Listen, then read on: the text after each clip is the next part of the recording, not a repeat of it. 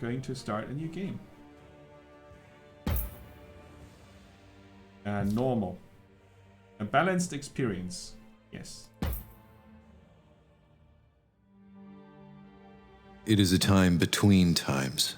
For epochs, Nevendar's disciples have been victims of the whims of divinity. The people suffer, they fight, they die and are reborn to fight and die again. But the era of gods is ending. Their twin chains of chaos and cruelty will break. Fearing the dawn of this final age, the people turn to their gods once more. They find no answers.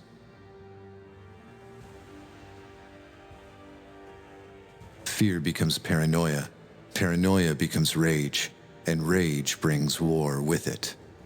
But war cannot stop the liberation of Nevendar. Even now, its unlikely savior awakens to her fate. What she does next will shape the future of the world. Cool. We played the demo for this last year. And Disciples is a turn-based tactics game and strategy game. And the previous games were a lot like Heroes of Might and Magic, if you've heard of that before, Beth.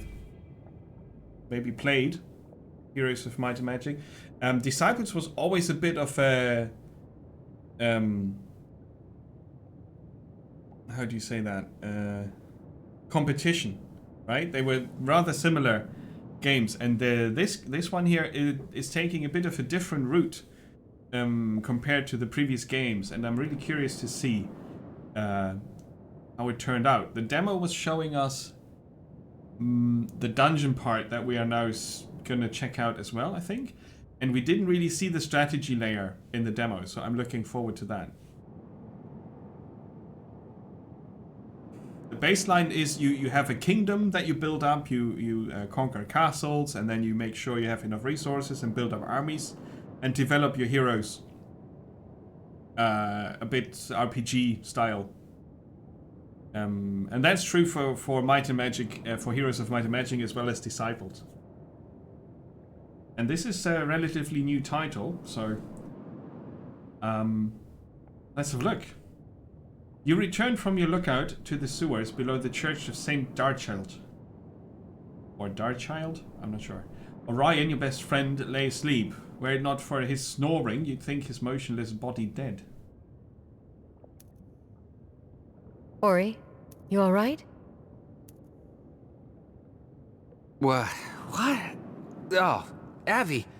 I thought you were a church guard. I don't know what's worse, your snoring or this stench. How can you sleep down here? I can sleep and drink anywhere. It's a gift. What time is it? It's a gift, he says. You think a moment before continuing. Just past twilight.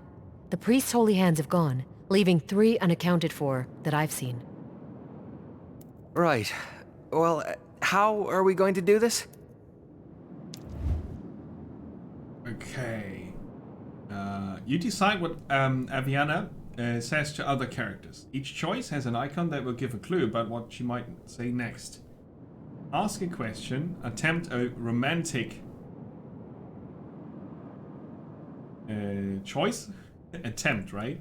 Stop the conversation, attack the other character, offer to let the other character join, attempt to I guess we will need this, the horns, attempt to score and yell, intimidate or threaten another character, reason with, console, compliment or be kind to another character, good and evil, right? Choose an unpredictable, Aviana-like line that does not fit into the above scenarios. That's her special answer. The wings here, or... yeah. You can also use the snake's tongue and lie. The success of the lie is not guaranteed.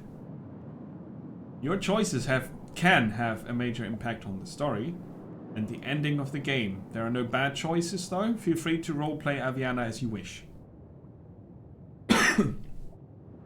This aspect, right?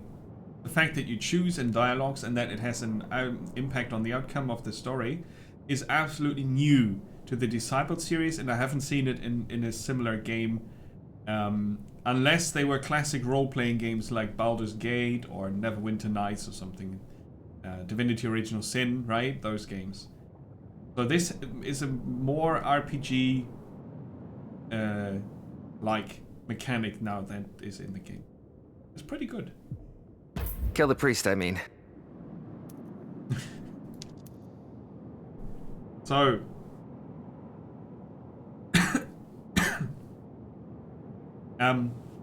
she was talking about guards, right? I have some questions. I need to talk this out first. Of course.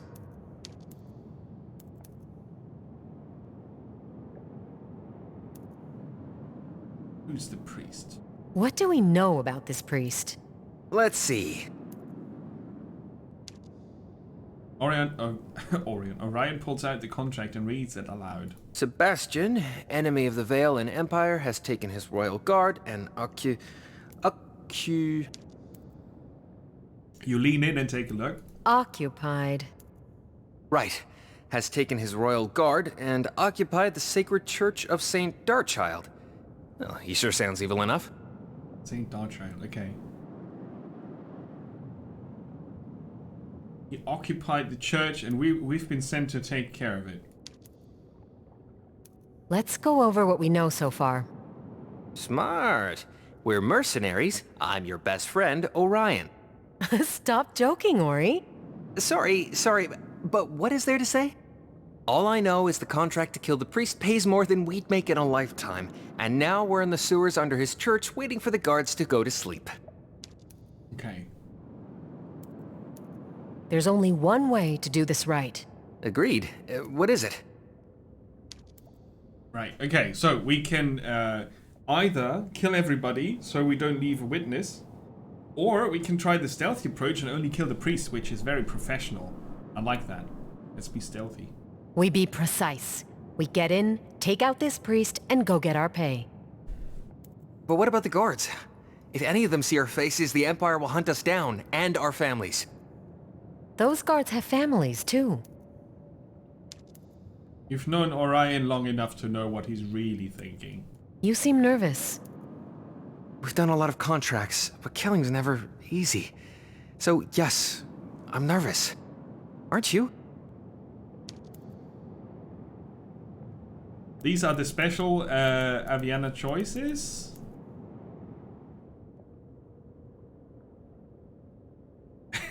Regret later, act now. What do we always say? Regret later, act now. It's our motto. That's right. So we sneak in, stay unseen, take out the priest, and get out. Simple as that. Simple as that.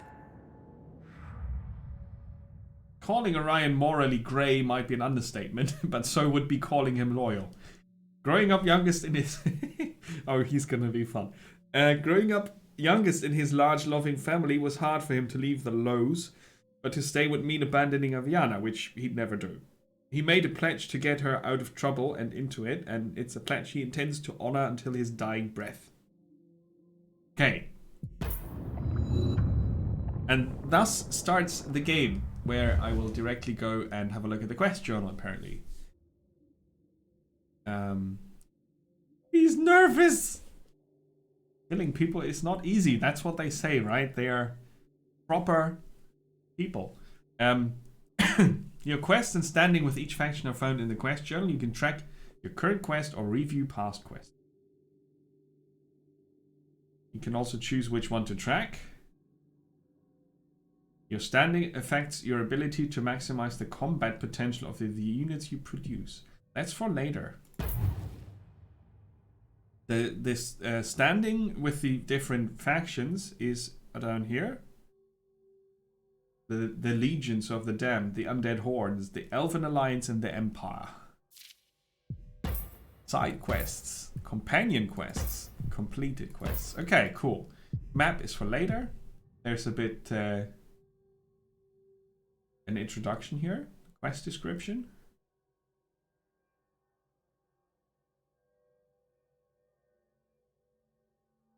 which gives you a bit more background than the dialogue and a bit of a different background compared to the dialogue options. So I'd say it's worth it to check the quest description. Into the Twilight. After fleeing from Delos, your childhood home, you and your friend Orion have spent your lives as mercenaries. Free agents working your way through the chaotic world of Nevendar, one contract at a time. It's a hard life, but when it pays well and the ale flows, it can be rewarding. Over time, you've become famously known as the Twilight Twins, and that notoriety earned you a contract well beyond anything you've done before. You must kill a corrupted priest holed up with a royal brigade in the Church of St. Darchild. The contract itself is fairly vague, but the objective is clear. This is an assassination. These things rarely go according to plan, but the question remains in your mind as you crawl through the church's sewers. What is the plan? Okay, we're the Twilight Twins. That's a cool title. So, this is Aviana's inventory. Here you can equip various spoils collected during your adventures. Items are organized based on type and such. Loot rarity. Legendaries are unique. And legendary. Highlighting. Each item here will reveal its stats. Highlighting. They mean hovering. Excuse me, I need some more water. Quite some reading here, so I'll need some extra liquids. On the left we see stats. In the middle next to the character, we see the attributes. Strength, dexterity, constitution, intelligence.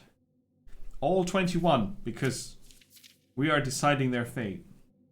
On mouse over you see what this influence is. Mercenary, Hexblade, and Warlock classes get increased power from strength. I guess their skills scale with that attribute. It improves divine and physical resistance. And you see your base level and the bonus you get from where, which is good. From here. Strength +1, dexterity +1, constitution +1, intelligence. There's magic. Learn new spells by finding scrolls. Each spell scroll that you find allows you to research the associated spell later. Oh, cool.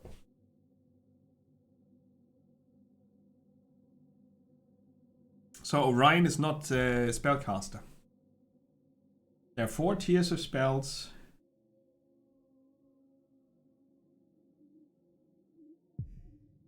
Don't underestimate them, they turn the tide of battle. There are 5 different types of spells: Unholy, Primal, Divine, Twilight, and Martial.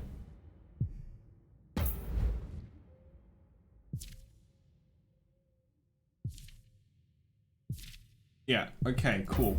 That's pretty good. Also, skill tree.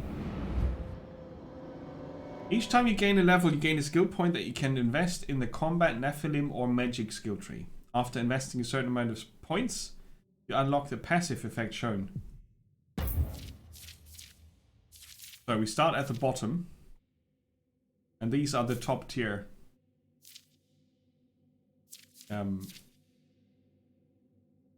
skills.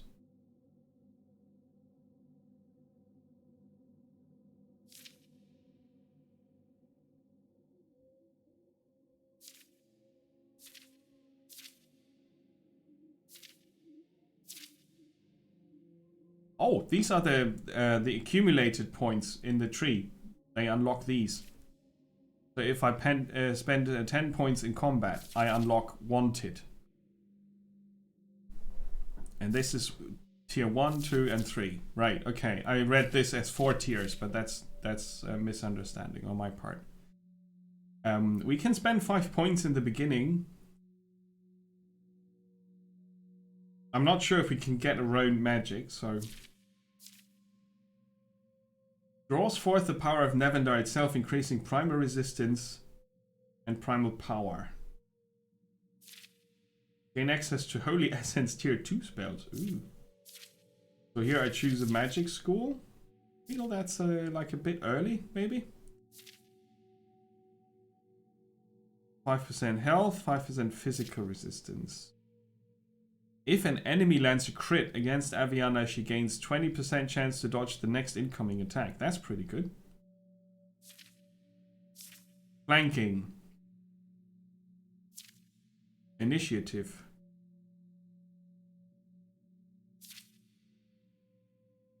Unspent action points. You can convert them into crit chance for the following round or into initiative. That leaves a lot of tactical options. That's pretty nice. Twilight Essence 2.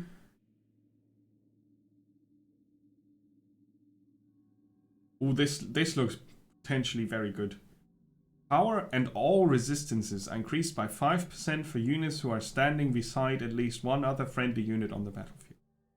But if your tactic is to split up and flank and such, then this is probably harder to get to work.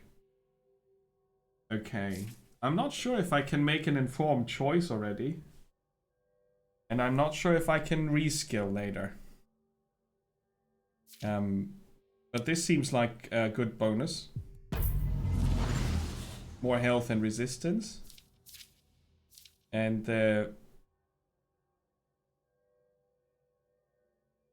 flanking seems like something I would want to do.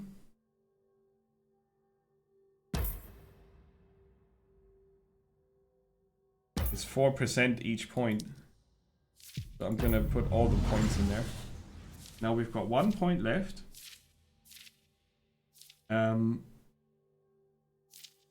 I'm gonna put that into teamwork. Alright. That's just me guessing. Oh, I can choose different starting armors.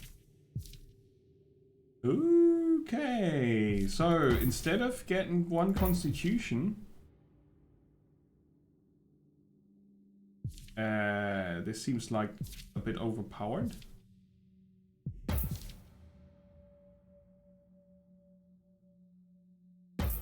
This looks like something I shouldn't have, right?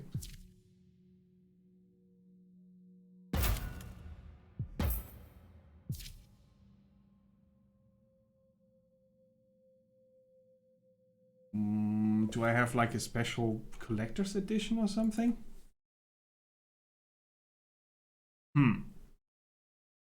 That stuff confuses me. You know, because that seems like armor that you get from a collector's edition or a pre-ordering or something like that.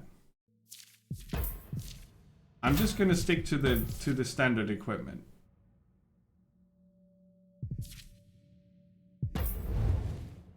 Units.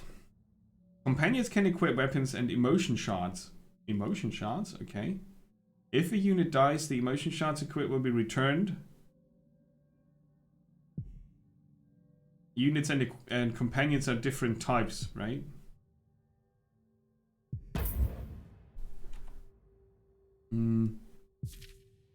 So this is your battle setup, backline, frontline, units and companions.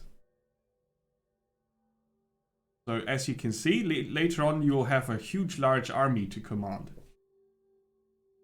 Our leadership is 10. That means we can have 3 in the back line, 2 companions, and 10 in the front line altogether.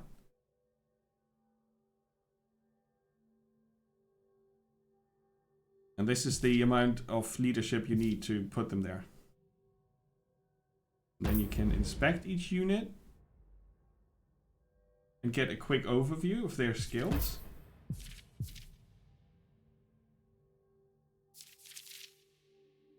Their defensive stats, movement,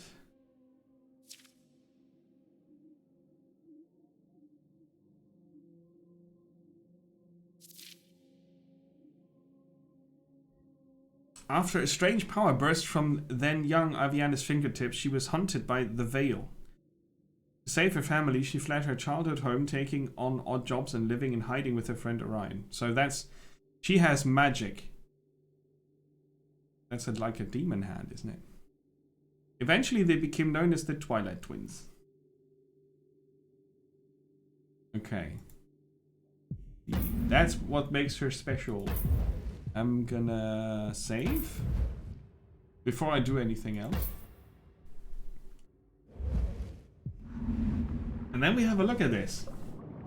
So, we can zoom out a bit. Sorry. And we can zoom in quite a bit.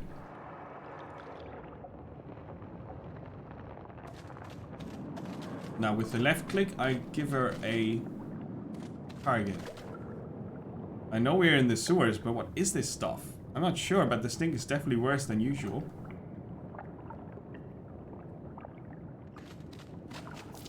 Enemies. I don't think we can get past them.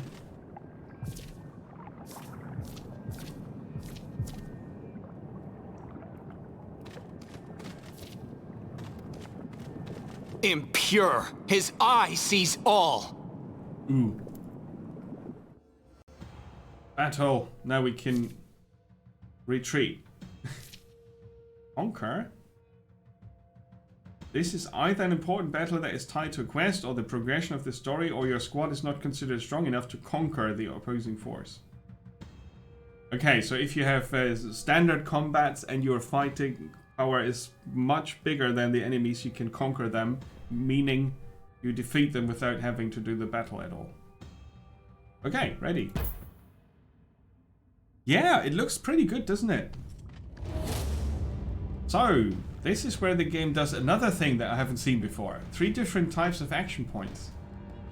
Blue ones are for moving. You move the amount of tiles that your movement stat defines. Red is ability and yellow is either. It's the Joker color. Any remaining action points will heal the unit for a percentage of their total health that will vary based on the difficulty setting. On top of that, depending on what you leave behind, if you don't use your movement, you get initiative for the next turn, right? That makes sense. If you don't use your ability, you're protected, so you're sort of defending, or easier to...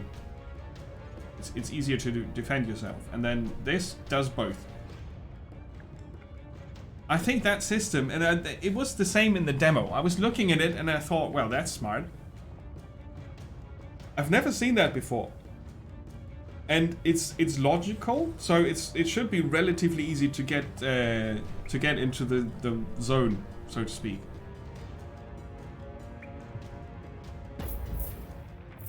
And then you have your turn-based battlefield with hexagonal tiles, your turn order, and down here you've got shortcuts. The character currently active is also with a blue circle here, so it's pretty easy to see. That looks actually a bit better than in the demo, I have to say. Now, what we see now is that Mr. Orion has 2 Joker abilities. Now that's something. You can also adjust the combat speed to 300% if it takes too long.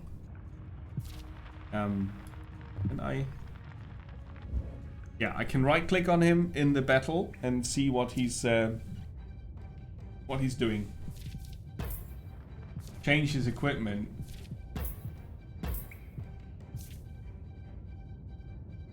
Oh, there's one of those emotion shards. 10% more XP. Ooh. Can our main character also equip shards? No. That's for the companions and units. So we'll get Orion more XP. Oh, that's locked. Nah, that's locked. Because we're in combat. Yeah, makes sense. So what can he do? He's got a debilitating strike. Inflicts physical damage and weakened on the target, which reduces the enemy's power and resistance by 15%. Melee range. Cloak. The cooldown of 2. It gives him stealth. Stealth is removed when taking damage or when we decide to attack.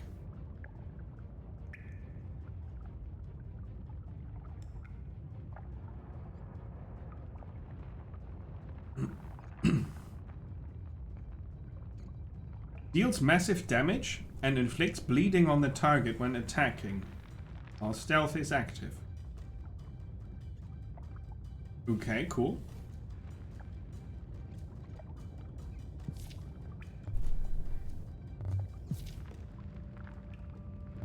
But that's a fixed turn order, right? We can't move Aviana before Orion. So initiative decides the turn order.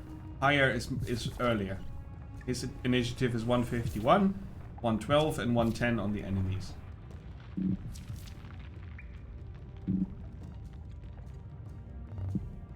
Right, his movement is 5.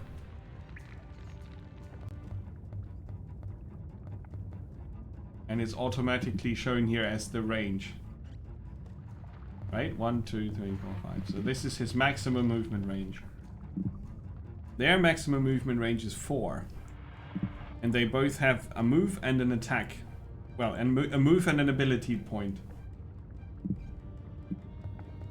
So they could go as far as here and then attack adjacent tiles.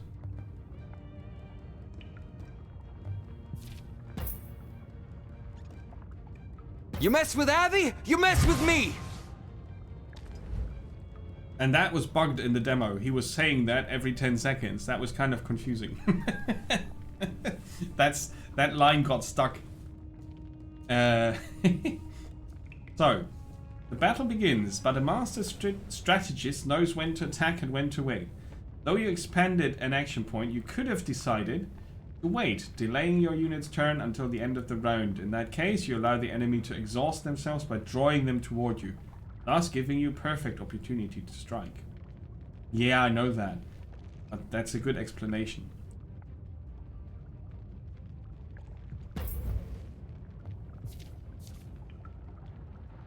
Wait can only be used once per round, and it cannot be used if units is at the end of the initiative order. But it cannot be used as soon as you already used one of your abilities. I see. Okay, so we're gonna prepare to fall into their backs, right? They are gonna move towards Aviana. I guess I can position myself here.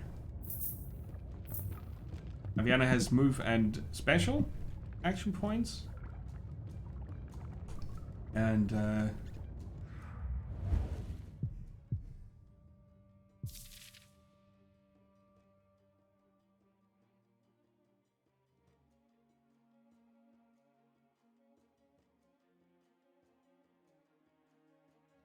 this mouse over explains it differently.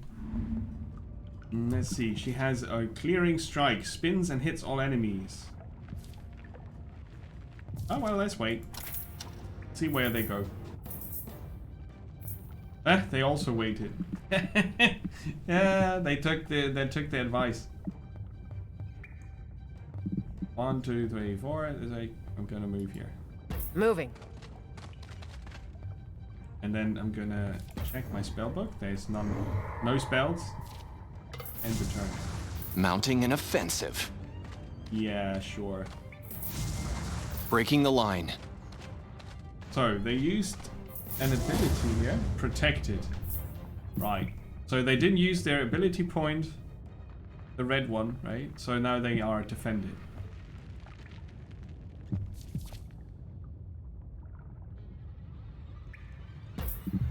Feel my blade bite! So now they are bleeding. And they lost quite some health. Very good. And let's see if we can stack the weakened. Feel the snake's bite! It's 3.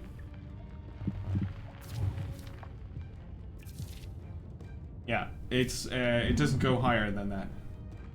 But that's okay. I'm gonna go here. Let's move. And do the clearing strike. Stand down. Ha. Cool. Now they are demoralized. Wear them down. Ow! We make our stand here. You got the flanking. There was a flanking pop-up a second ago.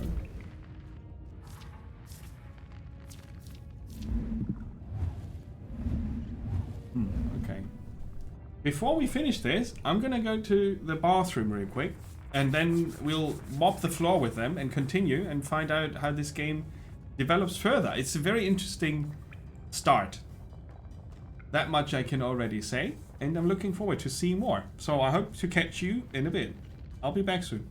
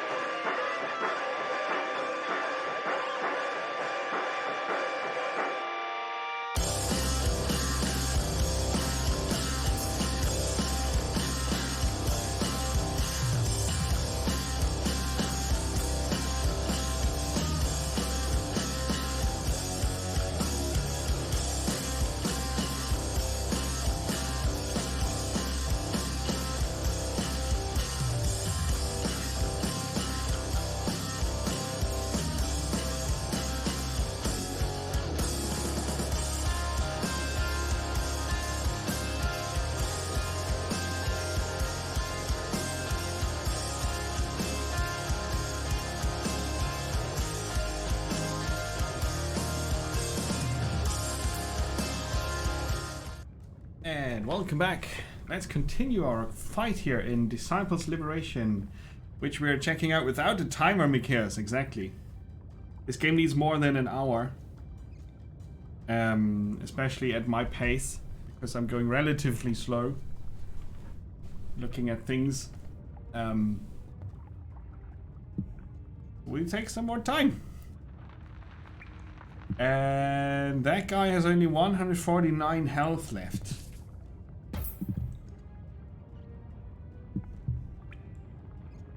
That's a kill. They are flanked. We get a power bonus.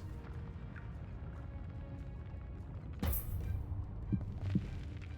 guy has nearly full health. They're also bleeding.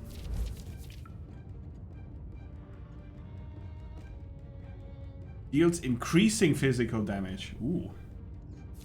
He might bleed out. And I could instead move here and work on the other guy. Now you see me. No, you don't. Feel my blades bite! Yeah, he Holding got the line. wound, Wear them down. You got only one life left, you think. You think. I'm not sure if he's gonna die next turn. Face your death. Meet your fate. Right.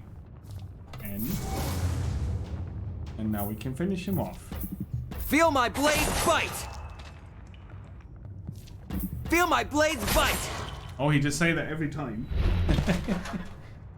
That necessary. Oh, that was our first battle. We got some gold for it, some XP. Here we go. Well, the sewers clearly aren't as safe as we thought they'd be. So much for sneaking in. Ah, yeah, true. Regret later, act now, right? Yes, that's what I said. The blade that bites.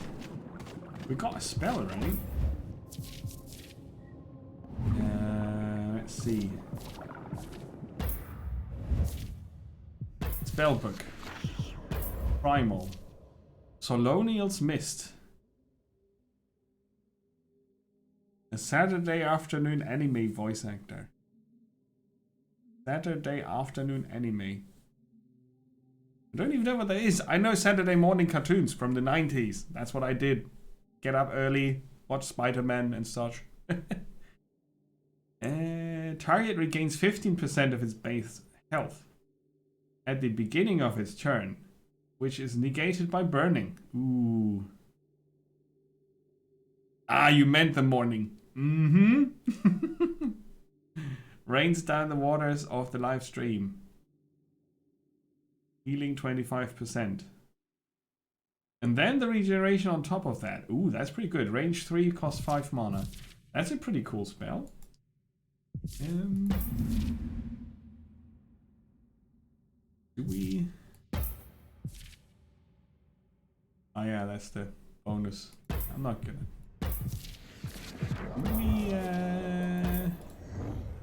Aha! It's on the spell wheel. Cool.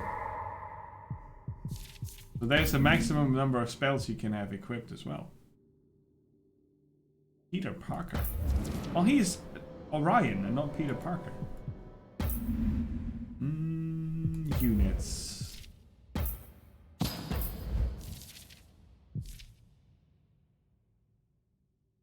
Restricted. Okay. Grants +3 morale to Orion. Flanking damage dealt is increased. Aha. Grants motivated to allies within 2 tiles. So this is good to know, right? That's something I can use in combat. He's Ori. And the Wild Forest. What?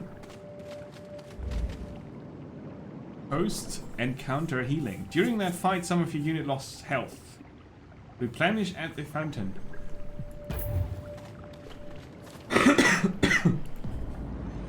Excuse me. We healed. That was easy. Weak. Aha!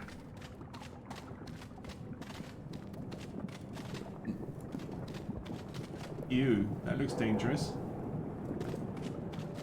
Can we do something here? Oh, guards. Let's hide. Yeah, you can get away from them. Attack! An Arcanist. Oh, they got a magic. We can edit our formation. Go to the front line of the front line, and then ready for battle.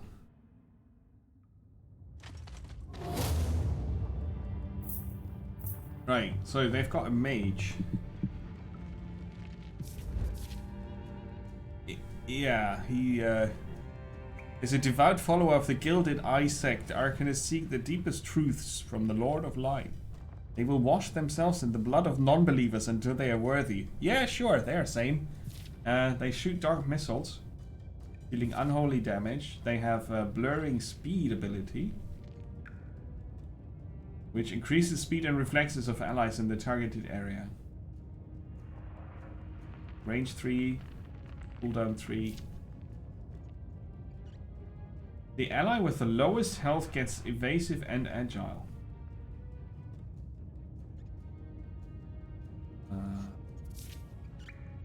They have the lowest resistance. Well, physical damage is good against them. Movement 3, so they're relatively slow.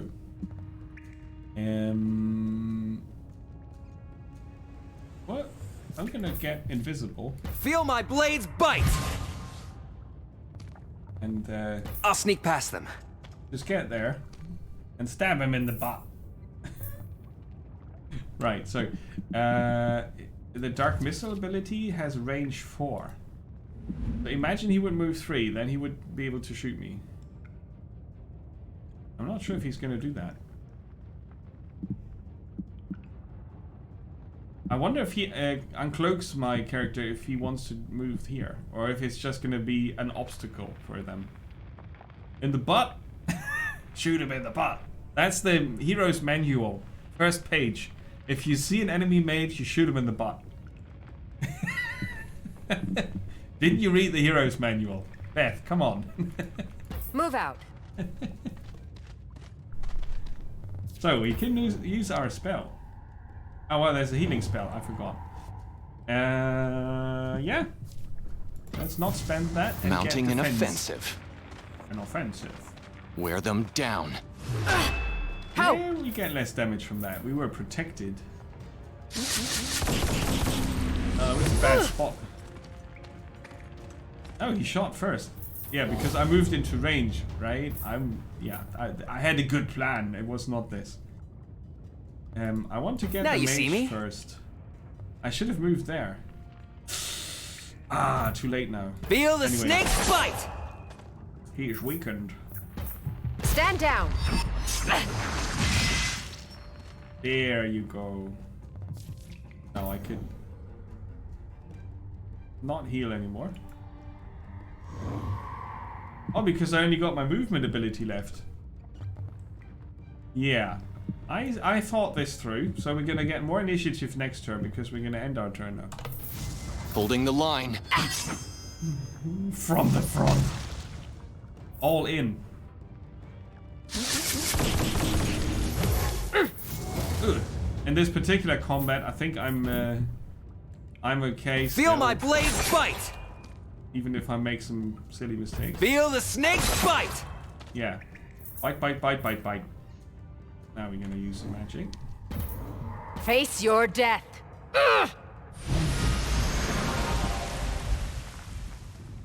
I'm gonna stay here. Wear them down. And we're gonna regenerate that. And he's dead. I'll Wait. sneak past them. With opposites, right? That's when the flanking. Feel bonus my comes. blades bite! You're mine. The Liberator And reigns. We win. Nice. Ah, it's cool how she does that with the magic thing there. That looks cool.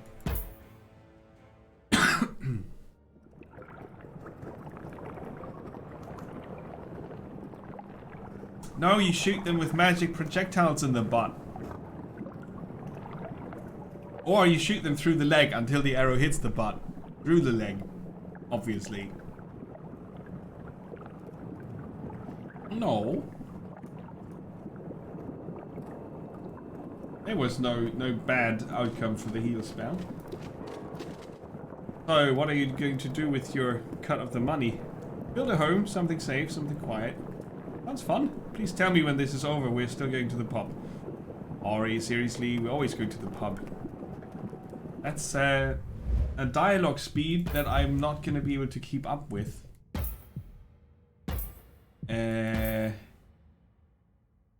Which is a pity. Damage numbers. Conditions. Health bars. We want that.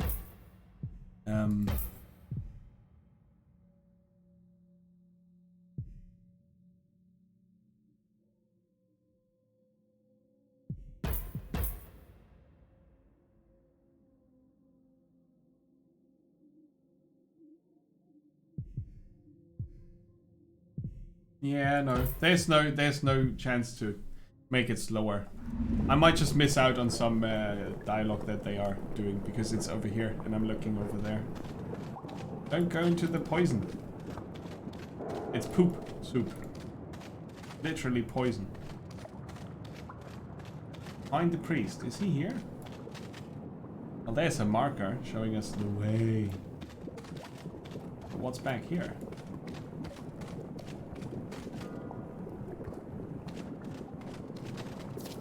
Undead. Ready.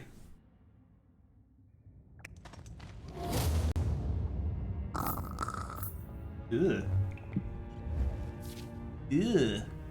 Reanimated bodies deemed too insignificant to serve a higher function, zombies are often preceded by the smell of rotting meat.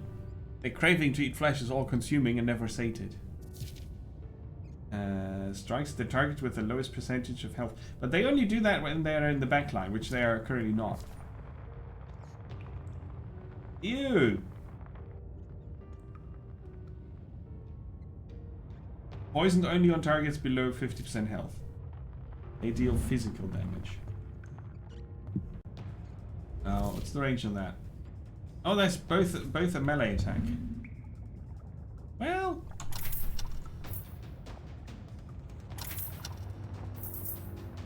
They also waited. Bastard.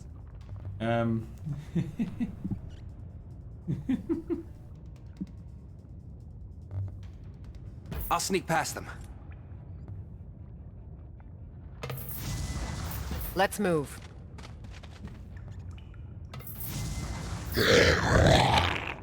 Ugh. Evil. Ugh. That's so disgusting. Oh, look at them.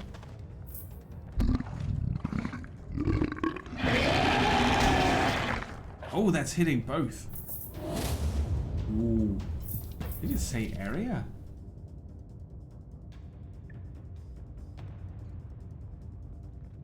Covers enemies.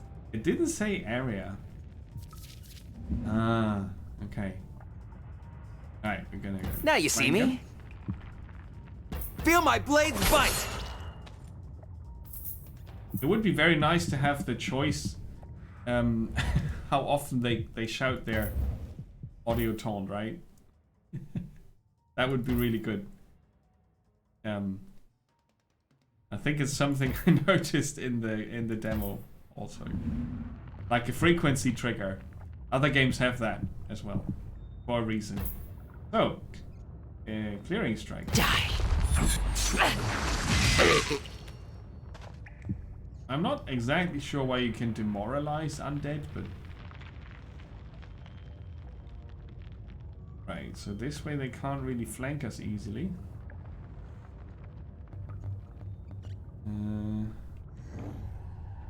I can't use the spell.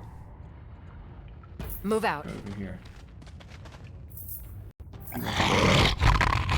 They split up. Oh yeah, they flanked him.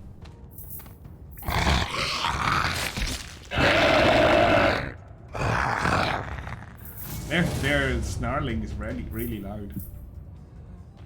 Feel my blade bite! They don't bleed, by the way, right? Because they're already. You dead. mess with Abby, you mess with me! Yes.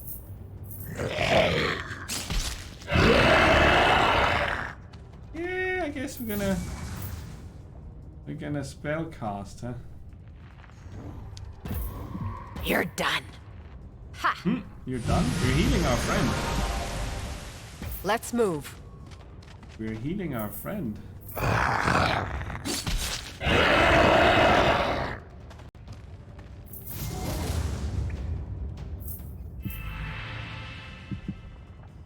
Healing. Feel my blade bite! You mess with Abby, you mess with me! See, he's got 3 lines to say. And he doesn't really need to say them every time. I'm going. Not in this Stand time. down.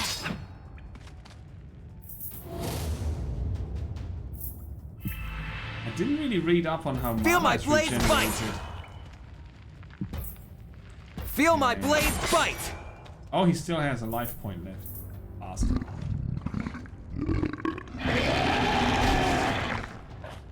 Do we think that we can heal at the fountain?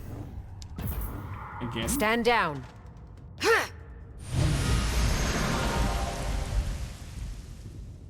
I'm not sure. We got +2 mana. Feel the snake's bite! Yes. Yeah, that needs an option.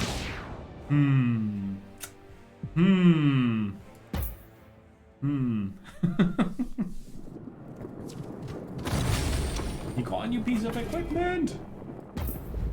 Awesome. So who can use that? Oh no, that's the wrong. I need this screen. +7 power, +7 health. Right, and now we check.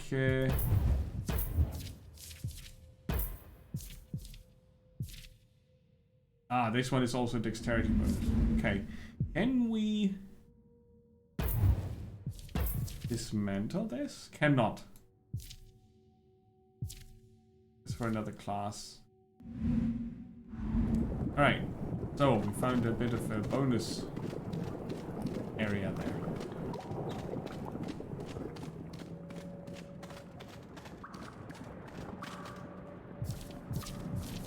We don't really have a map of the sewers.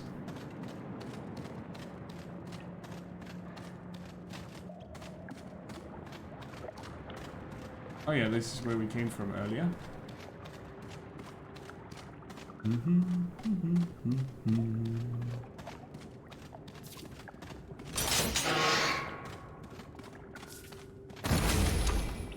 Blade leggings. I wish I could go and equip items from here. That's just what I would have expected. 4 strength, 5 constitution instead of 1 strength. Well, can already equip that. No, he only has the shard and the weapon. Okay, fair enough. So there's nothing else here, right? How do we open this? Oh, it's open now. Ah.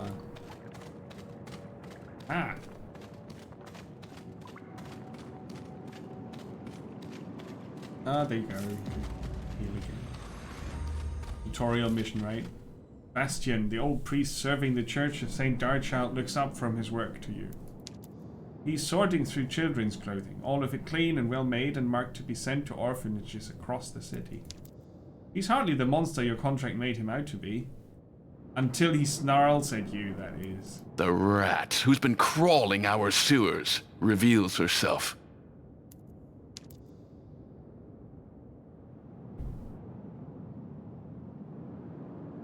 Let your guards go, I'll spare them. You know why I'm here.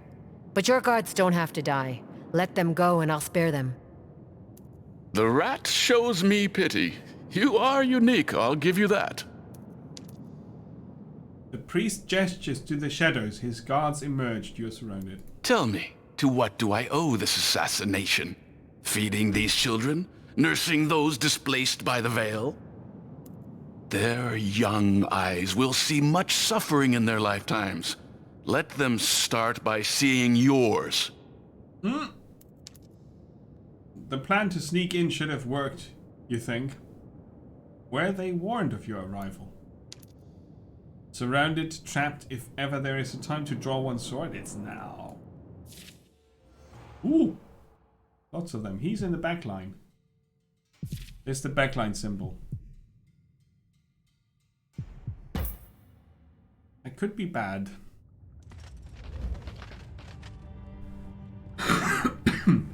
Sorry. They act automatically with their backline ability each turn and cannot be targeted or defeated directly. If all of your frontline units are defeated, the fight is lost. Ah. That's pretty cool. So we can't kill him, but we win the fight as soon as we destroy all these guys. What's his backline ability? We don't see that. What's this? Restores 20... Sorry, the coughing is bad today. Restores 25% of maximum health and grants regeneration to the first unit moving over this tile.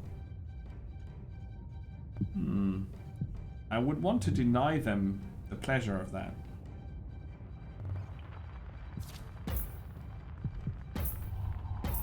Feel the snake's bite! We need that. Now you see me. Move over there. The paladin.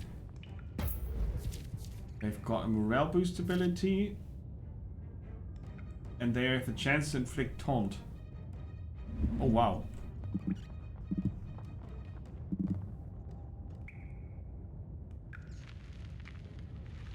Let's wait. You die today. Walk in his light. Breaking the line. There will be no surrender. I call on his holy fury. Okay, so I'm gonna move here. Moving. Grab that. And attack them. Face your death. Pressing the enemy.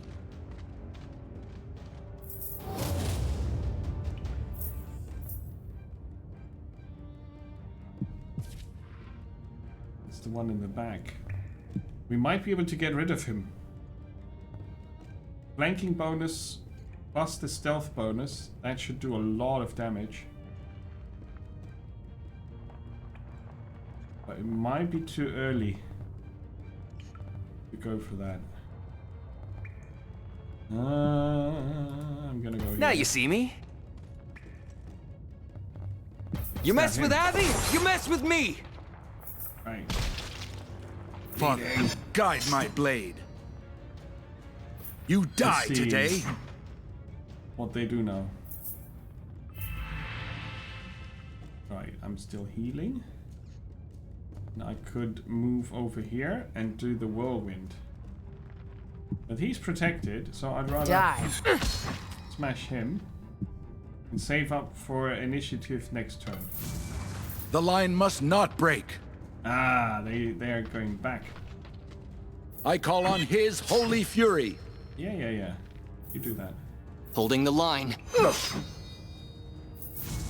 We will be victorious. Ooh, I didn't expect that one. Wear them down. Crap.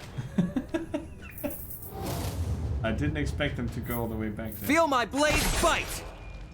Feel my blades bite! Ah, he was taunted. Oh, shoot. He's not going to survive that, I think. Let's I'm going to move. move here. The range of that is 3? Yeah, range is 3. So he has to survive another turn somehow. You're mine! There will be no surrender. I really didn't expect Father, them to go guide back my here, all blade. of them. You die today. Yeah, I think so. Father, guide my blade. I Was will a bit carve his too, sword on you. Too much on the offense. We make our stand here. I march on. Like, I should have... Something's wrong! Yeah, we're losing! Your vision blurs. A pain shoots through your right arm to your fingertips. So severe it feels like your skin might burst apart. And then it does. Help me! From your flesh, darkness emerges like a swirling black pearl. In it you see pure night. And the night sees you. Ooh. A corona of molten light crackles forth from the pitch. Impossible! Stand back, fools! All of you! Back! It's a portal! Go! Now! You and Orion leap through the sweltering heat into the void and are immediately swallowed whole. Behind you the portal closes, leaving no trace other than the black scars on the stone floor and fear in the hearts of all. So we were set up to lose this fight anyway. Apparently. Okay. Oh, it said survive for 3 rounds. Up here, I didn't read that. I might have been able to do that. From the cosmic tear, you are hurtled bewilderingly forward. Where? Never before had mortal feet touched this soil, nor mortal eyes seen this ancient sight. Sprawling, ancient, longing to be rediscovered. Until now, this is your true home. This is your fate. Okay. Orion follows you as you approach the Forgotten City. At its gates, a word is carved in foreign glyphs. It reads Ilian, which you know to mean City of Sacred Angels, though you've never been able to read such markings before. Abandoned and ancient.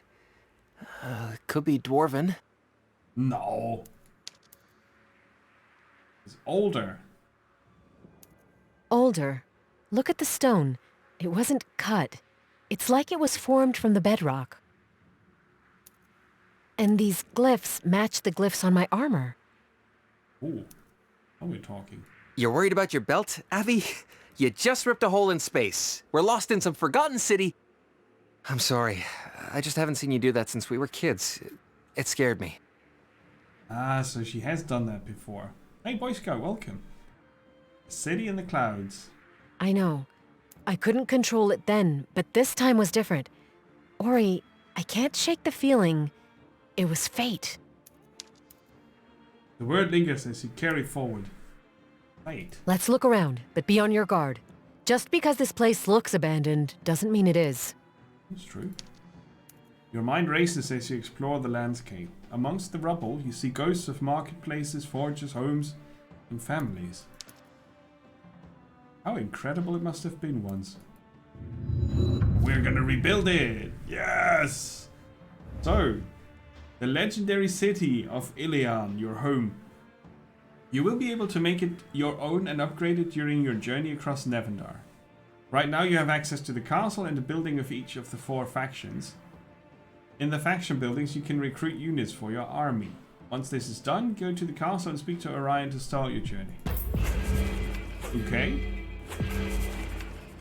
Summon Lesser Devil. During your journey you will acquire blueprints. Each acquired blueprint allows you to construct a specific building. With resources and gold. Upgrading is essential, and the key benefit is that new buildings allow you to recruit new units. Right. It autosaved just now. Iron Wood, Arcane Flux, Divine Essence, Primal Essence, and Unholy Essence are the resources. You can return to your last location, to the battle, in the sewers. A stone ring. A temple. Empty. Graveyard. A heart of the abyss. Another empty spot. The castle. A temple. Requires castle tier 2. Requires friendly with the Empire. Okay. And then you get different types of units here. And the game leaves it open which faction you are gonna ally yourself with at first. Interesting. So what else can we build here? We need to find the blueprint for either the marketplace, where we can hire mercenaries and buy equipment and resources, or the blacksmith, where we can upgrade equipment and merge emotion shards. Okay. You can talk with your companions. You do research here and reskill. Ah, right.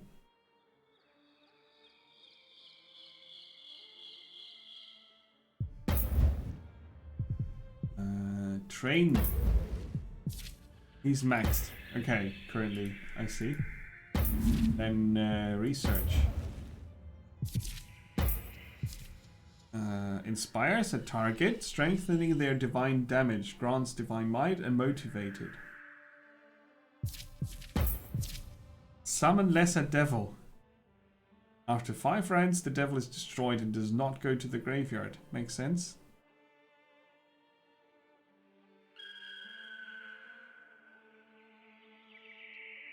Requirement. 1 unit on the battlefield must be afflicted with confused or burning.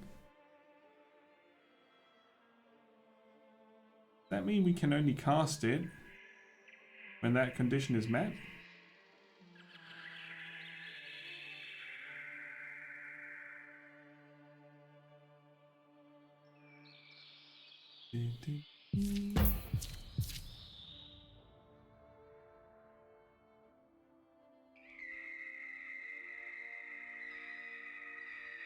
Yeah, I guess it was scripted, right? Still, the choices matter. Because it forms your character. It's basically role-playing.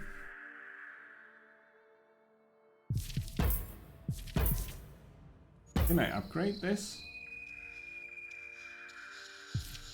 Ready for research.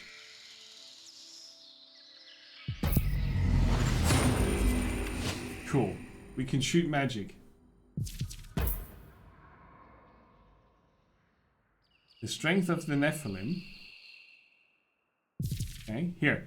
Unleash a projectile of pure cosmic energy, dealing both divine and unholy damage. Inflicts weakened. Nice. Now we could research the other ones, but I'm not sure if I want to use them. This might work as a booster for the for this one though, right? Divine damage. Divine might. Yeah. This could work. We have enough money. So we have 2 spells. Research. I'm gonna leave the lesser devil out of this for now. Gather resources. Here you see what kind of income you have.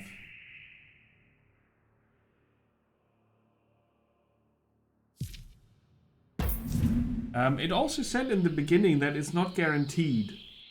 Lying is not always working as you want it to, and so apparently stealth or other choices. It would be boring, wouldn't it, if you click on stealth and then you do stealth for this type of game, where you have choice-based discussions, dialogues. So, what's going on? Weeks pass. You train tirelessly in the courtyards and under the pavilion, slowly honing your power. By night, you spend your restless hours exploring the castle grounds. One night, tonight, Orion follows you to the giant structure spiraling up from the rubble of this forgotten land. Inside, you discover a great hall enshrining a stone table. Upon it, a familiar sight. Look, a map of Nevendar. But if it's accurate, the city is at the center of the world. How has no one found this place? You look down at the sprawling map of Nevendar, dreaming of what this old castle might have been. Or what it could be. Hey, Evie, back when we first got here, you said something that's been playing in my head every night. At the city gates, you said it was fate. What's our fate? What is our fate, right?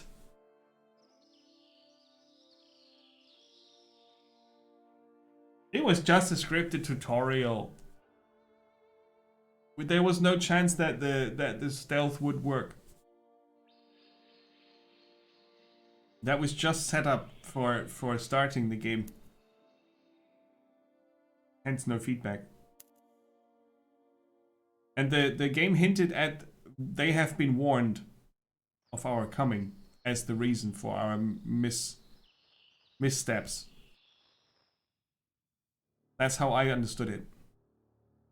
That they have been in the know that we would be coming. Our fate? I don't know, build a new home. As that power was pulsing through me, I closed my eyes and could see this place, but it was home. There were families, markets, songs, laughing and love. Home. We've been scraping by, going from one low-paying contract to the next, and now we're trapped here. We're almost out of food and water. Right. But you've been honing your power, and any day now you'll be able to control it, and we'll get out of here. We stay. This could be the home we've always wanted. Needs a little work. But imagine it. Orion looks around you, inspecting the hall. Yes, he seems to say to himself as he places his hands on his hips. This'll do nicely. Fine.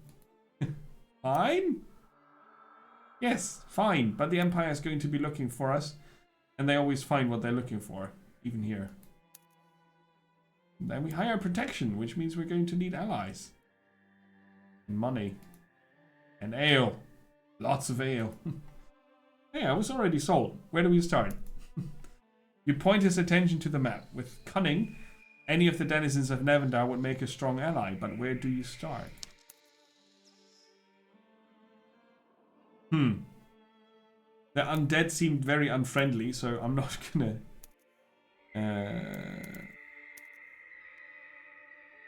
Maybe the elves? Is there anyone we can trust in the Empire? We are enemies of the Empire by now, which means enemies of the Empire are suddenly our friends. You thinking what I'm thinking? Castle Hale? Lair of the Mercenary King. The gates are open to all. If anyone wants to join our band, that's where they'd be. What do you think of the hordes? The Empire would never expect us to make allies with the undead. What do you think? Evie, Queen of Skulls. It suits you. I've been called worse. All undead worship their goddess Mortis above any other. But if there were a way to get them on our side, they'd make an intimidating ally. Oh, she's already playing with the necromancer plan here. If this map is correct, Greyleaf's remote enough to that we could go there unseen. They say Mortis's necromancers once called the wood their home. What about the Unholy Legion? The Empire wants us dead, understandable, so we could go to their enemies, the Legion of the Damned.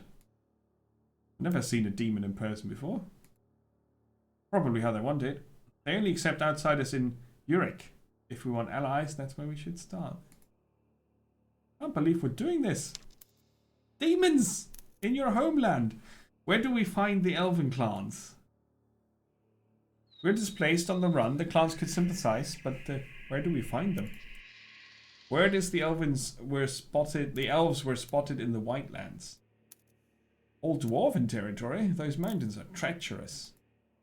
No more so than elves, but something tells me you think it's worth the risk. Okay, so they tell you where to go. And apparently we have to come to a decision. Eee. Sorry.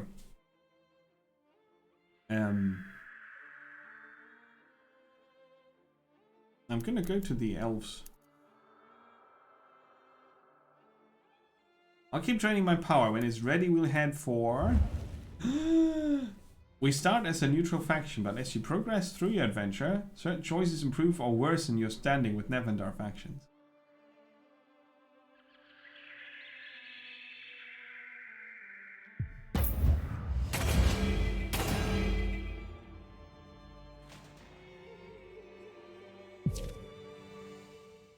Hard. Uh-oh. Uh-oh. That's the hard start. No! Why did they have to tell me?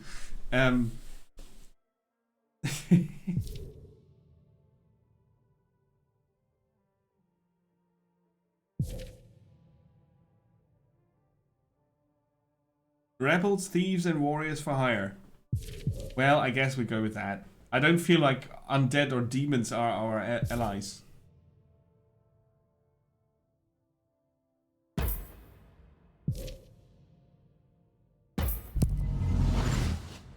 And now we portal there. Sprawling outward like a quiet ocean, the gentle undulations of the plains cut a wide path to Castle Hale, which towers over the scene in the distance. The Plains of Widows, the one place where outlaws can be free of the Vale's persecution. Let's hope the Mercenary King is in good spirits. Do you think he'll hold court with us? He's the Mercenary King. We're mercenaries. It's a match made in the four heavens. And if not, the Plains makes beer. Lots of it. You know, you can't spell Hale without ale. Oh god. That joke is terrible.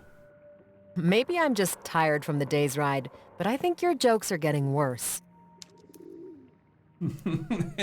He's nodding his head in humble agreement. We might still get there before nightfall. Let's off. To return, we must cast Portal. Can only be cast outside, and they do not work in combat or in dungeons. And now I know more about the audio. Ori, you all right? It's much lower volume here in the.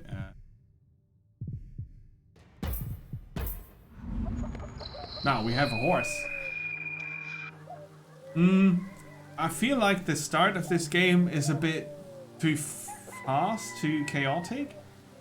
They didn't really take much time to introduce us to the sewers, and it didn't take much time to really explain what they were doing in that fabled city where they just arrived. And you know, now we're here, but somehow they need to get it started, and I guess this is an okay way of doing it. So now we're gonna explore here, and also level up happened, right? I keep clicking on this and expect to be able to do something with the skills here, but that's not possible. Skill tree. So,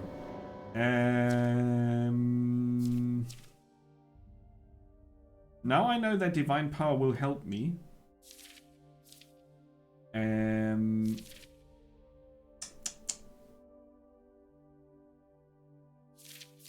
What kind of spell was that, the one I researched? Twilight. Divine and unholy damage. So...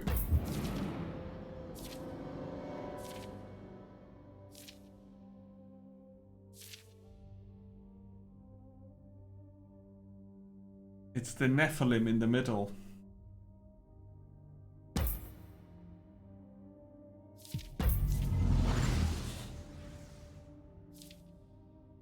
More morale.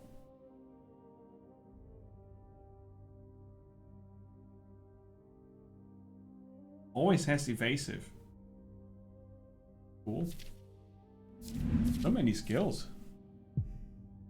Alright, let's see. The Mercenary King. Oh, we're fast. Plains of farm folk. Udis. The sound of your horse's hoofs disturbs an old soldier from his small farmhouse. His hand rests on the hilt of a rusted sword. If you're a raider, I have nothing to raid. The name's Aviana, I'm just passing through. Apologies, name's Udis. Just a bit on edge with the Reaper bearing down, demanding tithes to be paid to the church. If I don't pay, he says he'll be taking my farm next. And... who's the Reaper? That's definitely a name. I don't know his real name and I don't care to. He's called it because he reaps tax money for Baron Galtier and the Mercenary King. Or he did. How much do you owe? I'm guessing you owe a lot. More than this farm could produce. The Reaper will take the shirt off my back, I'm sure. If that's not enough, he'll take the skin too. These fields look barren. What are you harvesting? Didn't ride out here to call me a bad farmer, I suspect. We grow wheat for beer, but the crop's no good since the river's turned sour. I haven't been up to Port Grimard to see what's happened, but the stories I hear... maybe it's for the best I stay here. Okay. Why are you dressed as a soldier? You look more like a soldier than farm folk, Udis. Aye, I was. The old king gave us each a plot when we retired. You think warring is hard? Try tilling.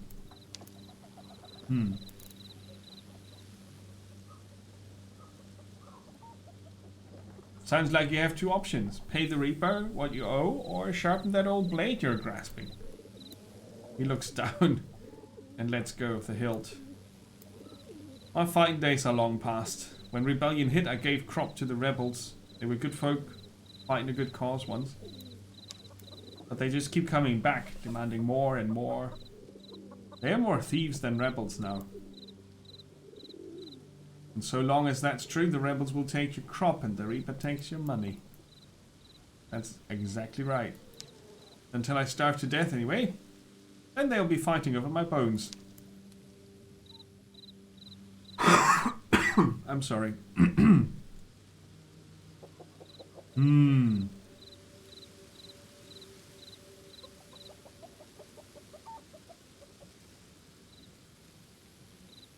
Yeah, I'm sorry to hear that. You have a blade, soldier, and use it. Oh, we can just leave him there. Oh, okay. But yeah, we just arrived here. We're looking for allies. I'm not gonna start punching people with swords. That's the Reaper. That's the guard. You approach the Castle Hale to find not one but two strange sights. Before the Hale stands a guard dressed in the regalia of the Vale, a political sect currently rising in power and esteem. And worse, the gates, which are renowned for being open at all times, are closed. May his holy light enshrine you. And you. We're here to hold court with the Mercenary King. Rebels tried to take the castle, and the king died in the uprising. The Holy Prior watches over the lands now. Oh shit. The Mercenary King is dead? And to protect the Holy Prior from the same fate, the gates are closed to all, even outsiders. Yeah, the voice acting is a bit on the cringy, cheesy side, isn't it? Oh boy. Some of it is okay. What did T-Bang call it earlier? The Saturday morning cartoon voices? Yeah. Something like that.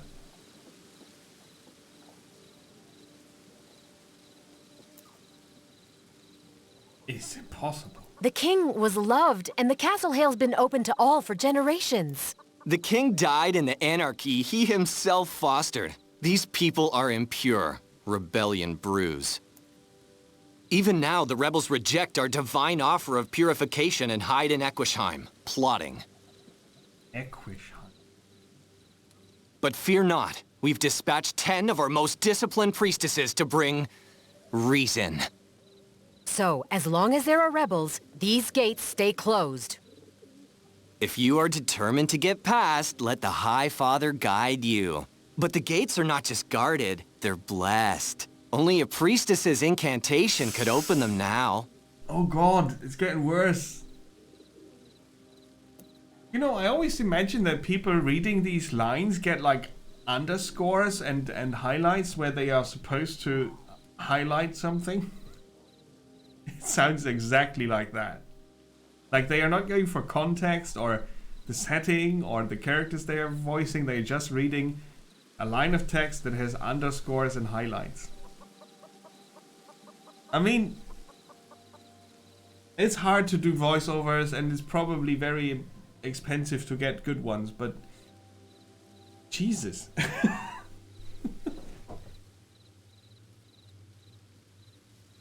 They are blessed.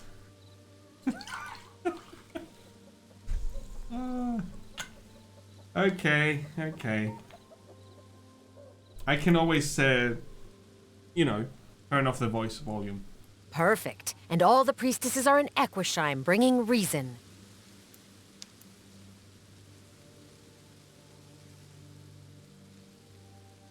So, which one does he not have a proper answer to? This one. Why did the mayor send a prior to occupy the castle? Sending a prior to take control of the Hale is a bold choice. I'll give you that. There was no choice. It was the will of the High Father that the holy light of the Prior scorched these filthy, stained lands. The Veil acted on his will. Well, they are not brain dead. They are reading exactly what they were supposed to read. With, you know, the amount of instructions they got and the time and money that was available, this is what they get. It's quick. It's quick to happen. If you can't spend a lot of funding on voice over, as in, you know, direction, somebody needs to direct that. If you don't have someone to do that because you can't pay another person, which might be the case because the studio behind the Disciples is not large. There's you know, there's no unlimited amount of money available, and maybe most of it was done remotely during the pandemic. I don't know really. But yeah, I mean, I could come up with lots of reasons why it is what it is. But instead of calling them brain dead, I'd say their voice acting doesn't fit the setting or the game 100% all the time. To be very diplomatic about it. And of course, the guard here is a devout sect person, right? So he's a religious fanatic, so he can sound a bit brain dead. That's all right.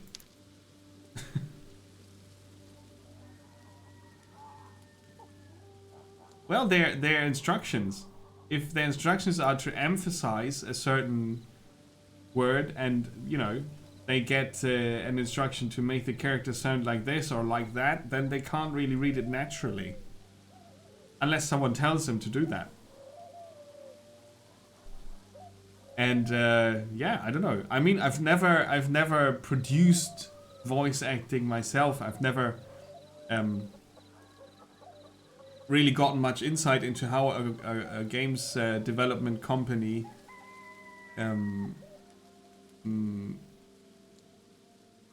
how they do that. It was not evil. Religious fanatics are kind of not using their brain. That's my opinion. That doesn't need to be your opinion, but that's what I think.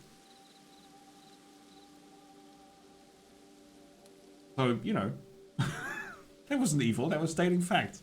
But anyway, since we don't know how the production went for this, we just have to assume that there was not enough time and money invested to make them read the text in a more fitting way. But it's definitely not on the good... It's not on the good part of the voice acting. This is more on the bad part. Not all of it, but some of it.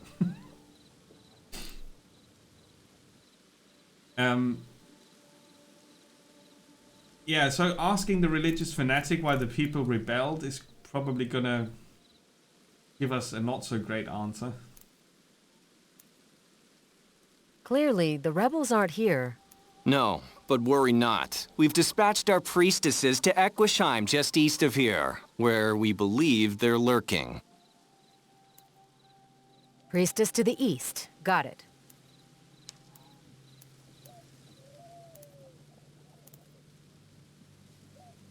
Are they gonna save everybody? I'll find the priestesses in Equisheim and get past this seal. You turn to leave when Orion takes you aside. The Veil, bunch of crazy cultists. Maybe, but the Mercenary King is dead, and these cultists are serving the Emperor. Yeah, some of the lines are really okay. For what this is. Why would the Emperor send them here? Is he asking for a civil war? And why aren't they arresting us on sight? Surely word has spread that we almost destroyed the Church of St. Darchild. We almost got killed while trying to do that. Until we find out, drinking that ale will have to wait. Yeah. Dealing with the rebellion sounds a bit like not what we would do. We would go there and investigate, but sure shuts him up. A hulking beastly man looks up from his coin counting and glares. Not off the plains, or I know you. Call me Aviana. I collected tax for the king, now tithes for the prior. They call me the Reaper, and I have a fancy looking beard. Fitting name, if a bit dark. The people of the plains are pretty rough. Collecting money from them can't be easy. Not always money that I want, but they always pay and I always reap. I'm also an asshole. Oh, but UD's a farm folk in the Western Plains. He's late. I don't like late. Why don't you do me a favor and pay UD's a visit? Rich allies are good allies, and I'm very rich and very annoying. Not my problem, dude. Bro, that's your own problem. Okay, so you can jump in and be the world-saving goody two-shoes, or you cannot do that. I think that's pretty cool. My coughing is not. I'm so sorry.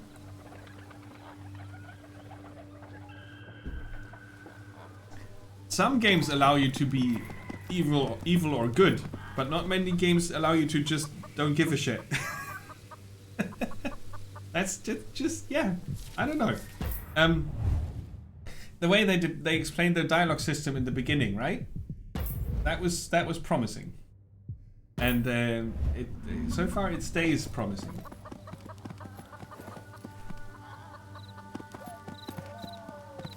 Who's that? Reinald the Bent Knee. Though the ancient temple appears abandoned, its windows and doors are locked tight. Oh, he's one of those guys. The hour of the binding of the Trinity is near, but it is not now. Sure. You bend your knees, I'll investigate this way.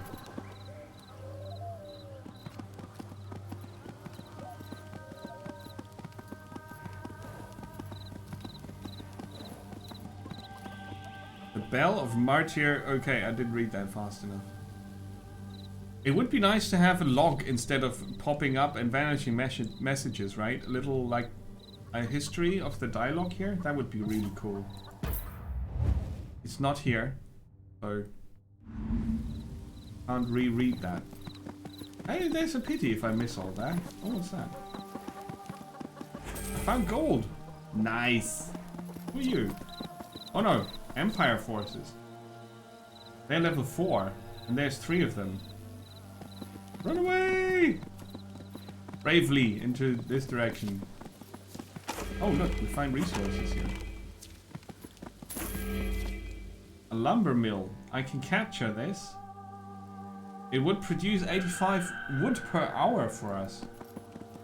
Yeah, come here. That's it with the neutrality. We're taking sides. We're gonna obliterate everybody who has a sawmill. What's this? An orb of resistance. Orb of inspiration.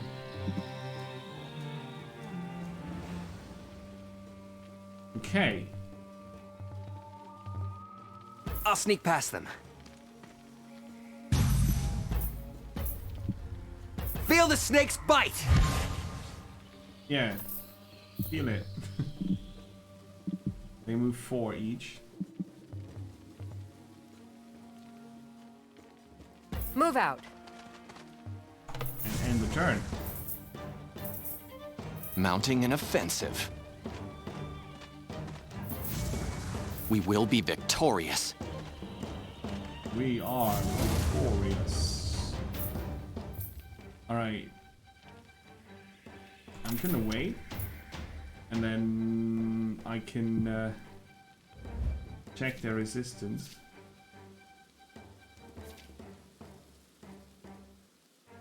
These numbers are rounded down and kept at 75%. Okay, this is primal, divine, and unholy, right?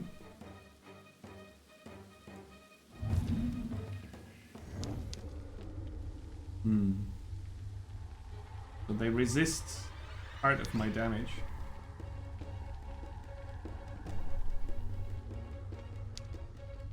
Let's see how much damage it will deal.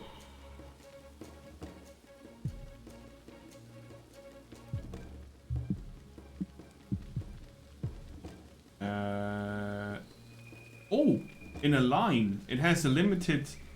Ah, okay. So you can't just shoot right the corner because it's weird magic. I would have to shoot in a line. Okay. Then we move here and smash him in the butt. As you do. Like this. On the offensive. Demoralized. He's probably gonna move here. Wear them down. No, he's not. That's good. That means I can move here. I'll sneak past them. Instead, feel my blades bite! Ah, look at the damage. He's gonna bleed out. He is gonna bleed out. I'll sneak past them. Here. You mess with Abby, you mess with me! Stab him. Oh, he didn't bleed We out. make our stand here. Crap. On the offensive. Yeah, I'm gonna heal. You're mine! Indeed. Moving. Running, running, running. Brazilians. Okay. Feel my blades bite! You will staberize. Feel my blades bite! You mess with Abby, you mess with me! Okay. We know. When units are defeated, they send to the graveyard. You can interact with it. If units are in the graveyard when the battle ends, they will die. Alright, so you have resurrection and such until the... Okay. And he's dead.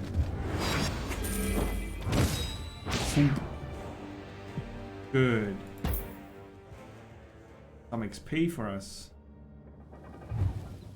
You have captured your first building. Nice.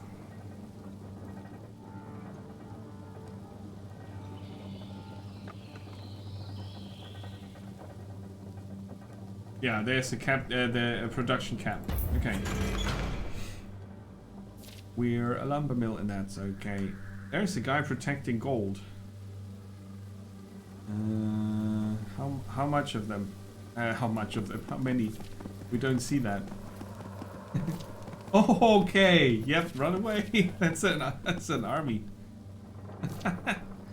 Let's not eat them. What? The shrooms? No, we're not gonna eat the shrooms. Level 6, 5 of them. Your thing. Ooh, blood. Evil deeds.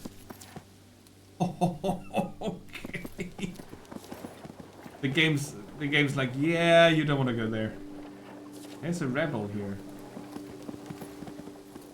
You approach the seemingly abandoned encampment when you hear a rustling from behind you. From an outcropping of rock, a man emerges. Our arrows are trained on your head. Turn around or die. Okay. My name's Aviana. I come from the farmstead of Udes. We know the man. State your business.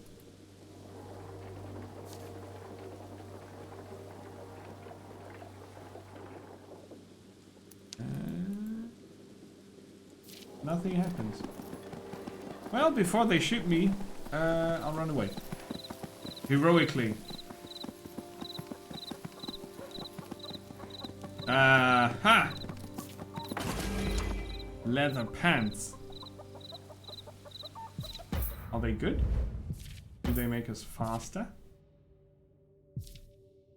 5 strength, 5 dexterity. Okay. There's more crit chance, more initiative. Little less health. Seeing how my playstyle is unfolding, I would probably need to keep the constitution. I'll go for that.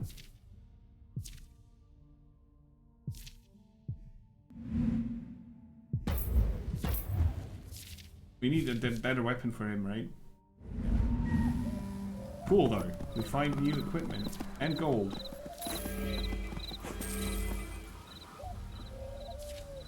Yeah, we're not gonna capture that. I'm gonna say.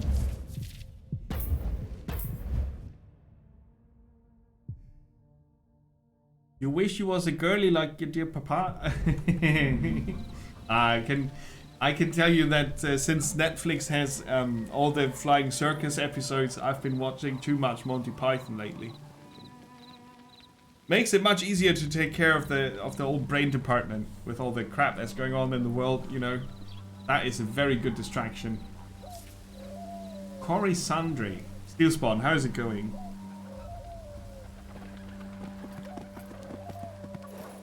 Arriving at the once lively village of Equisheim, you are overcome by the scene before you.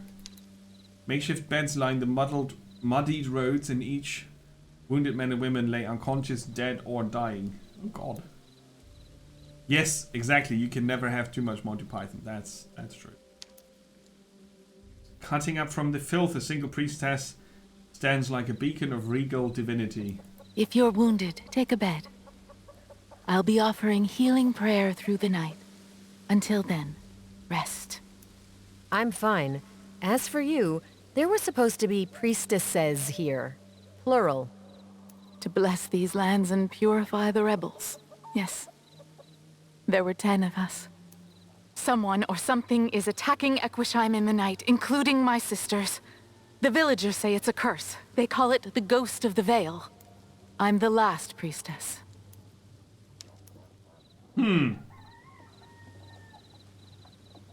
Why did they send you instead of soldiers? It's unlike a prior of the Vale to show kindness where he can punish. I'd have expected soldiers. That's what you Vale folk do, isn't it? Kill, burn, terrorize. You get the idea. Yeah, she doesn't seem like someone who kills, burns, or terrorizes. I'm doing good. I'm doing good. Still healing up from the COVID. A bit of a sore throat still. Some sneezing is involved, but all the exhaustion and the pains and whatnot, that's all gone. It's just the remaining snot that needs to get out of the system, I guess. Of course not. The rebels aren't villains, but victims of their own impurity. Their souls don't deserve banishment, just cleansing. Cleansing them with fire. You mean to say the priestesses are dead? My sisters are in the arms of the High Father now. The rebels were kind enough to dignify each with a burial, at least. Well, much better. Much better. It was only 3 or 4 days where I was a bit, you know, off. And then the mending started to go quickly. The people of Equisheim are kinder than I expected them to be, truth be told. Okay. Surely you've heard about what happened at the Church of St. Darchild? The lair of the insolent priest? I've heard of his fall from God, but nothing else. Orion takes you aside. No one here knows about what we did. It's clearly being kept a secret. I just don't know why. Oh, the plot thickens. Oh, on Christmas Eve. That's a shitty time, if any. Damn. But you got through it alright. I hope.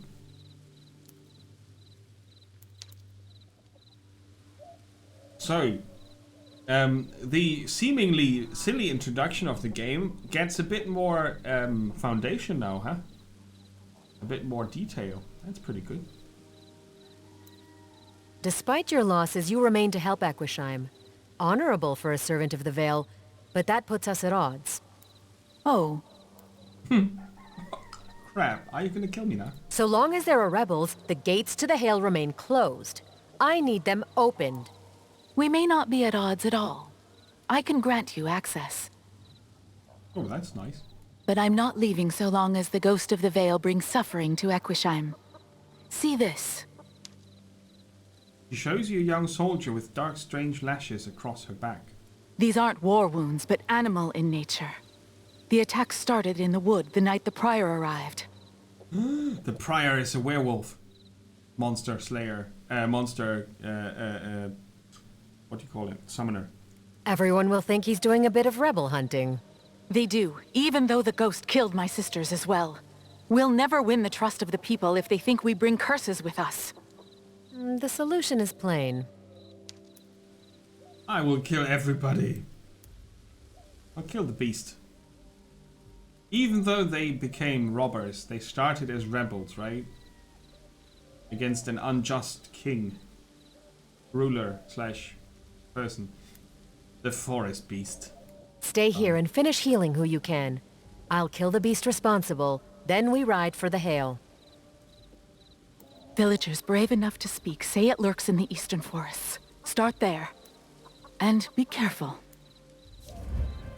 Your adventure continues. As you progress, you will acquire multiple quests, like this one. Main side companion. These are the 3 types of quests. And then kill the rebels. And then take all their money. And then rule the world. Yeah, that's how it goes, doesn't it? Oh, we can heal. Ah, now it's used up, right?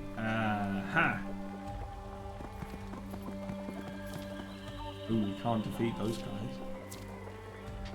Voklin, the Holy Light. And someone else.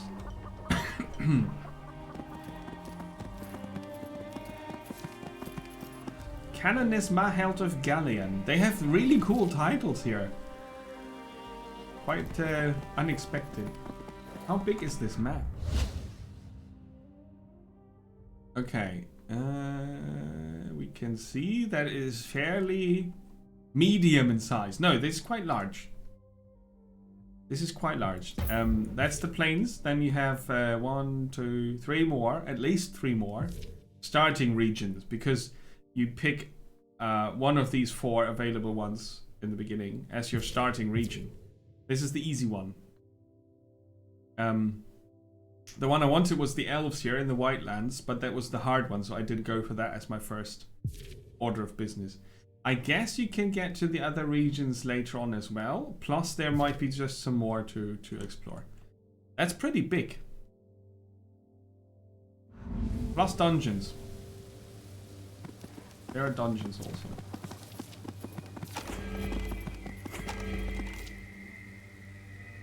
No opposition.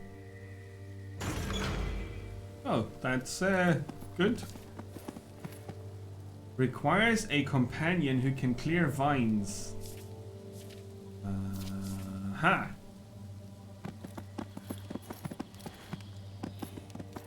Well, now we've got 2 lumber mills. That's really good. You can construct lots of things with that.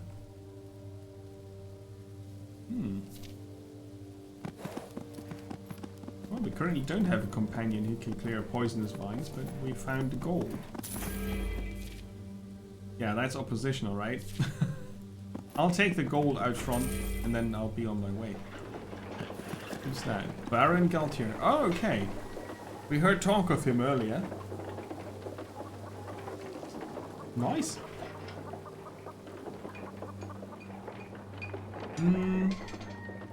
Well, I want to play some more, and I also need food and a break to rest my voice. Because we're still in the very beginning of the game, and I want to see some of the units, maybe some more spells, construct a building in the castle, something like that. And after that, which will probably be another hour, then I think I'm alright and have seen enough to write a short review for this. But we're not there yet. So if you're interested in seeing that as well, do return. Let's see. Relatively short break. Absolute maximum will be 30 minutes. But I will most probably be back before that. Like 20 to 10 or something like that. Food, game, rest. It is my everyday life. the Nemo surprise. What do we do today? Food. Yes. Game. Yes. Resting. Okay. More food. Yes. Also. Also more food. And maybe more games. And some resting. So thank you so much for watching up to this point. I hope you enjoyed the look at Disciples Liberation. And also the other two games we had. Today's Discovery stream is a bit of a different mode of operation because we're looking at this game a bit longer. Normally we look only for an hour. But since this is a bigger one, it needs more time. I felt like it was good to look at this a bit longer. The other two games we had today were very different from the usual picks. Helveti was an indie 2D brawler that had some cool ideas but lacked in execution. It's still in development. It's going to release in summer this year. And Power Chord was a very interesting setting for a deck builder that had some cool mechanics going. I really enjoyed that. So that was what happened today. And if I later have some voice left and some energy left, we'll have a look at Horde Core and Terror of Hemosaurus after the Disciple stream. So there's more, right? So you get some fluids and some food and whatnot, and that rest we mentioned, and I'll be back very soon.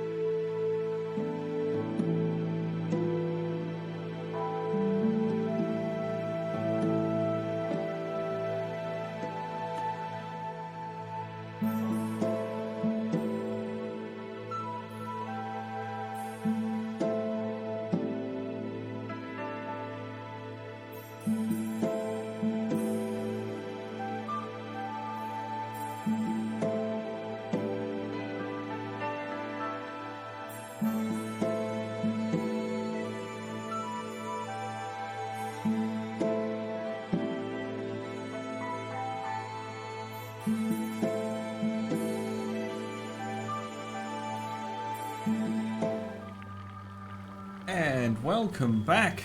Let's continue looking at Disciples' Liberation for a bit, shall we? Let's take another look. Oh look, the health fountain refilled. Didn't expect that.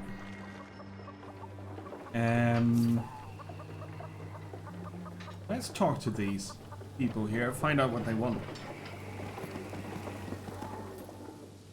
First, you hear the marching, and then the clanging of metal, then chanting.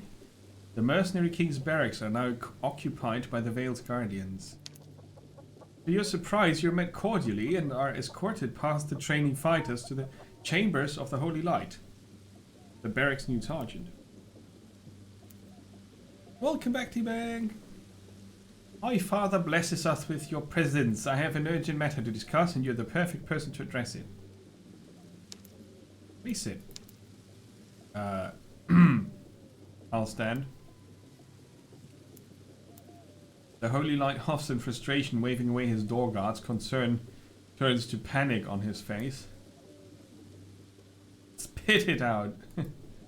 Our holy prior of the Castle Hale is a cruel little shit, and I for one long to see his head on a spit. I did not expect this. Praise High Father this, go in his light that. There's nothing holy about what he does, what he and the Inquisitor Regent make us do. Isabeau, my wife, the Inquisitor Regent, said a witch's heart beat inside her. And you believed it. One does not say no to the Inquisitor Regent. He demanded Isabeau be purified. In exchange, I was anointed holy light. But Isabeau fought. I can still hear her screaming as they dragged her to the Church of the High Father.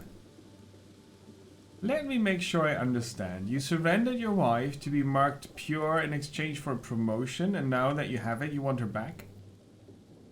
I was weak. But there's still time. Find her, bring her home, and by High Father, tell no one.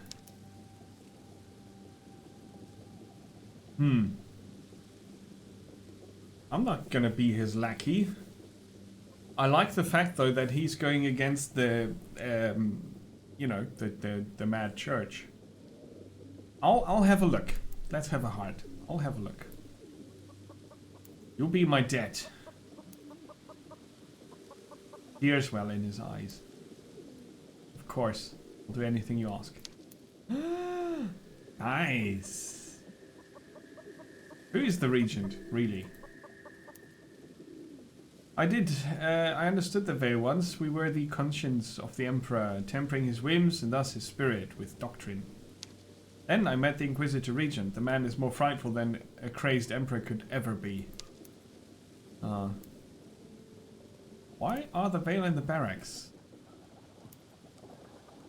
Royal Guard? Drunks and mana addicts. They were one of many dark shadows cast by the Emperor's unholy past.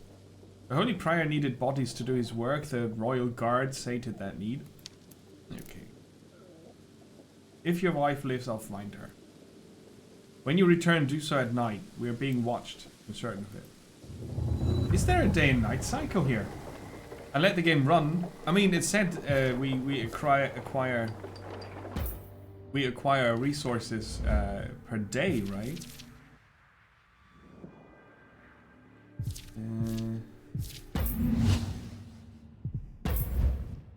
Per hour. So that's in real time. Well, sometime, not real time, but there's a time going past in the game. Okay. Hey, Cat Pig, welcome. Happy Saturday.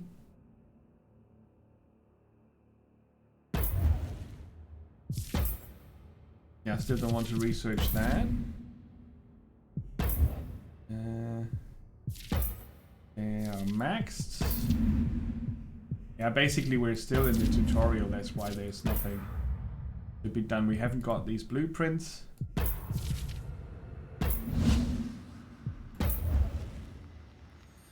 Oh look, we could have gotten some of these shadow casters.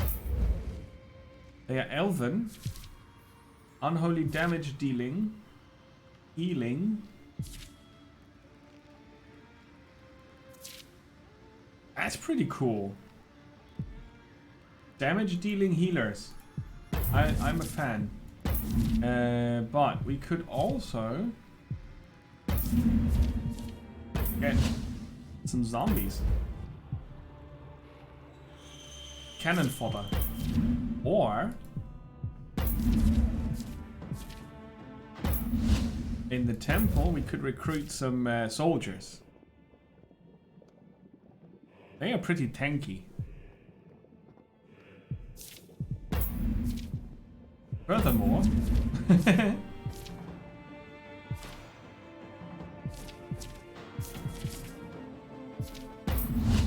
demons,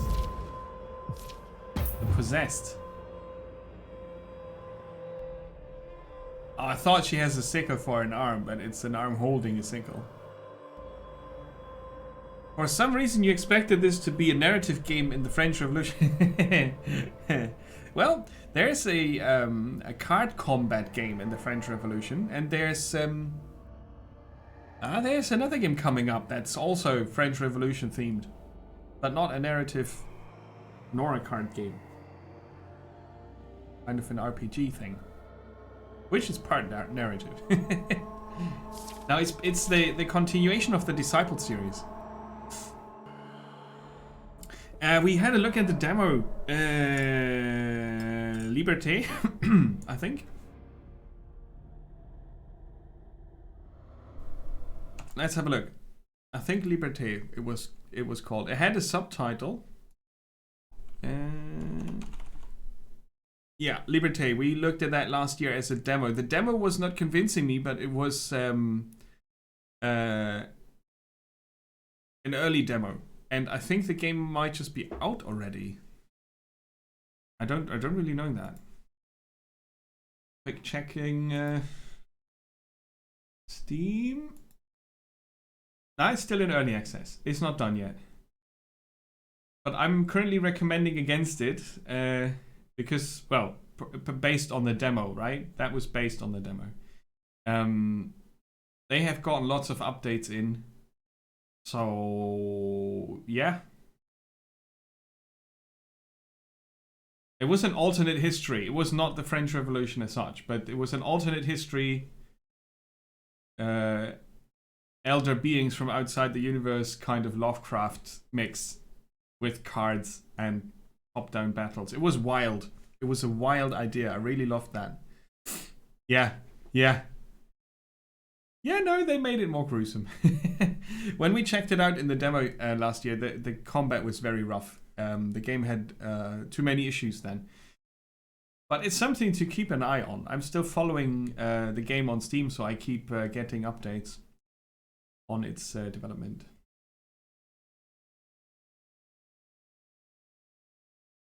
So that's due a revisit as soon as it's done.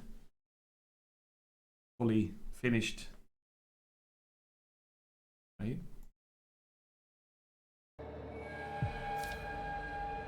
Okay, so we can recruit different units.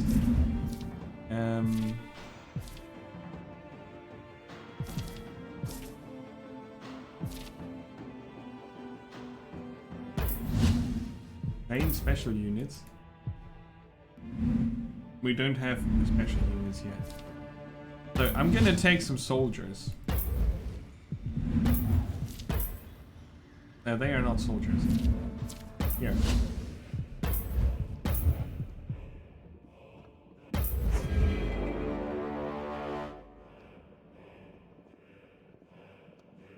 Can use it as garrison.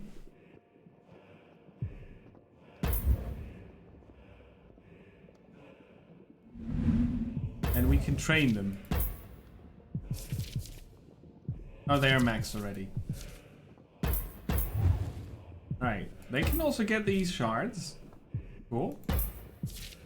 But yeah, now what do they do in the back line? They grant protected and resilient to the ally with the lowest health. Cover won't affect the target who already has protected.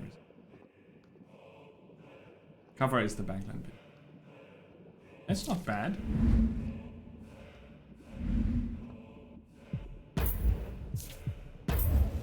I'm gonna recruit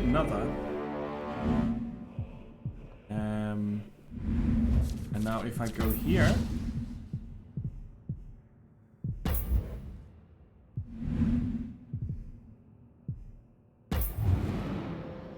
Reskilling costs 1,000 gold. Okay. This?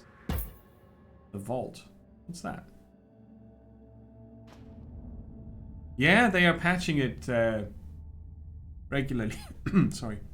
Yeah. It's worth checking out, I think. The Liberté game.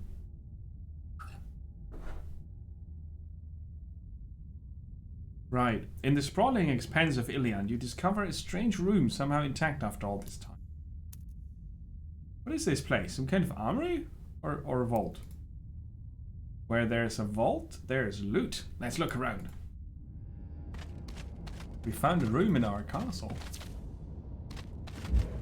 A voice rings forth from the walls themselves. This chest...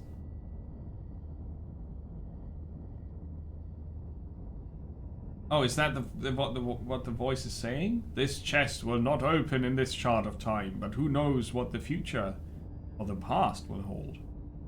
What do they mean, shards of time?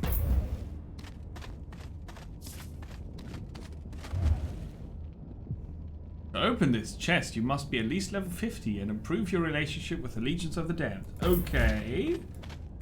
Late game stuff. Or end game stuff. So each faction has one of these chests.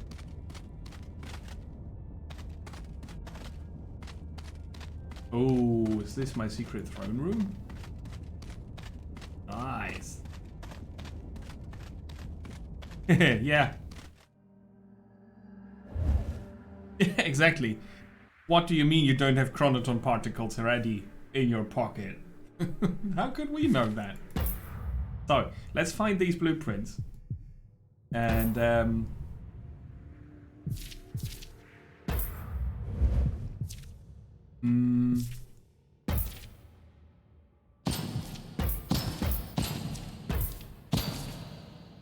have a soldier in the back line. I mean, seeing how we have lots of enemies, I'm gonna take some of these actually. Let's take 2. Casters. Their backline ability grants unholy protection and evasive. I'm gonna have them as active units.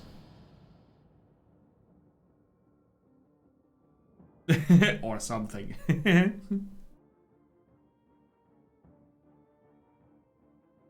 Oh, I have to drink some tea with honey because my voice is going and I want to stream a bit more.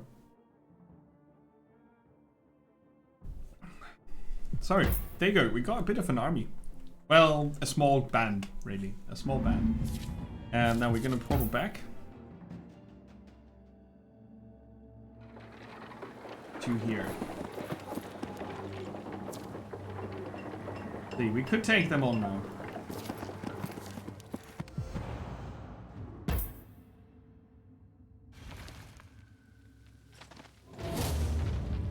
Alright.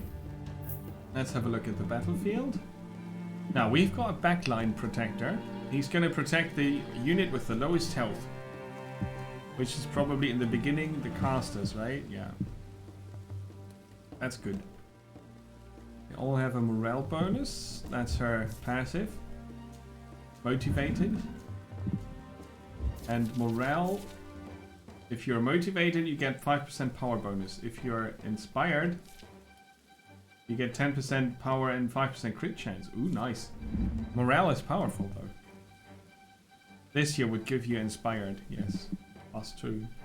That gets resilient. And everybody moves before the paladin does. That's this guy. I'm gonna move here. I'll sneak past them. And do the invisible Feel thing. my blades bite! And... Oh, I can't reach that. It's a pity.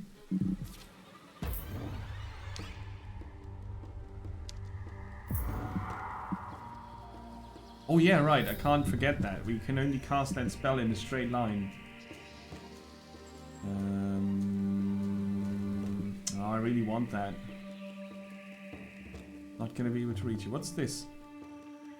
Inflict silence. Oh, we want to avoid that. So I'm gonna move there. Let's move. Question mark?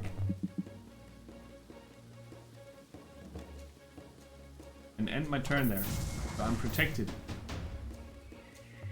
And I'm gonna move the Mounting an offensive. soldier next to me. And they're gonna end their turn as well. On the offensive. They are Feel protected his from the back wrath. line. Then it's the paladin's Make your turn. stand here. He's gonna pick this up. Yeah. Oh, he's a tanky boy now. What's the range on this? 5 in a line. 1, 2, 3, 4, 5. So can we shoot past our allies? One would hope so.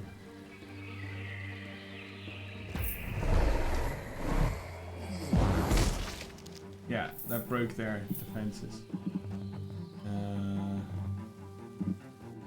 Can we shoot over this? This is an obstacle, right? I'll have to try out. Oh, I can't go that far. Aww. Well, I'm gonna go here then. Grants resilient to the target.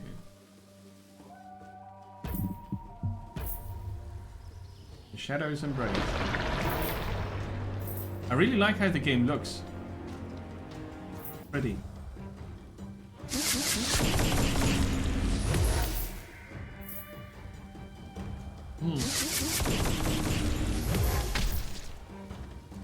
Mean. But the good thing though is we can I'll sneak past them. do this and backstab this one. Feel the snake's bite! Oh, look at the damage. Ah. Right. Does this hit enemies only? Yes. Okay, we're gonna move Move up out. here. He gets the morale bonus. We can Face smack your both- death. Both enemies. And now we can Wear them down. flash him. And There will be no surrender. protection. Oh, I thought they Father, would guide my blade. but they didn't do a lot of that. You die today. Now they did. Right. Hopefully that removes the taunting. If we kill the source. Damn, he's resilient. And I'm gonna move here. The next turn I can shoot him. Now we find out if we can shoot over the obstacle. We cannot. But I can move here and shoot that spellcaster. And they resist dark magic, I guess.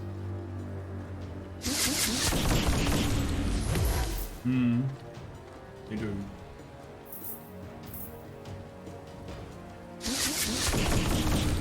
They do indeed. Hey, Mr. Izzy, welcome. All right. So the spellcasters. Feel need to my cast blade something. bite! They need to go. But this guy also. You mess with Abby, you mess with me! There. Pressing Now we the can enemy. Move up. On the Shield back. offensive. They are confused. No more spellcasting. You're done. Help! And the We turn. make our stand here. Yeah, they survived on a health point or two. Really annoying. Okay, I don't know if we can heal much. Oh, the well was reloaded, right? But let's make use of the healing powers. Her healing is still on cooldown, so we'll move up here. Mute the bastard. Yeah, it doesn't do much damage. They have resilience. Resistance. Well, they don't. Okay, I thought they would resist dark magic. Feel the snake's bite! You mess with Abby, you mess with me! Down. Feel the snake's bite! Yeah, they say it every time they do something. I mentioned that earlier, that it was kind of Let's not move. necessary that they do that. Face your death. Like, really not necessary.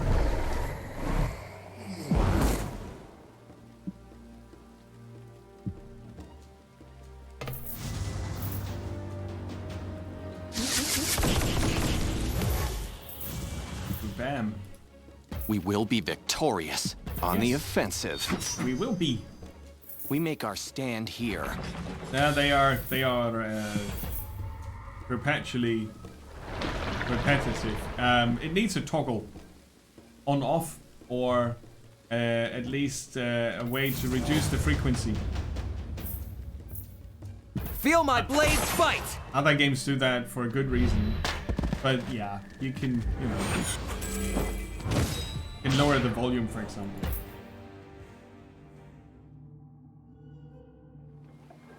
I mean, other games have either a toggle or a timer. Maybe this game has it also, and I didn't see it yet.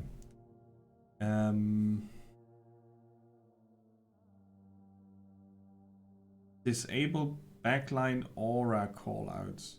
I'm not sure what that is, but you could reduce the volume. You all right? But it's also the main dialogue that happens here, so not ideal. Could be something here, right? Sorry.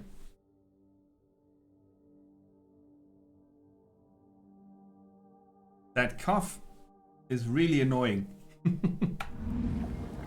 Oh, a mana phone.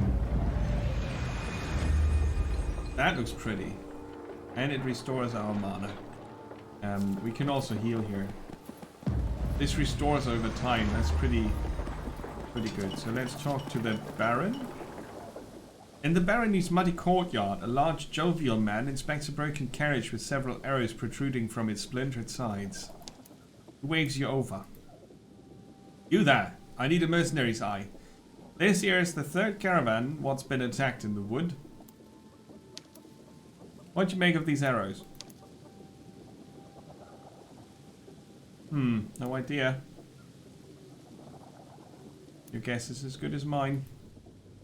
Ain't guessing what I want.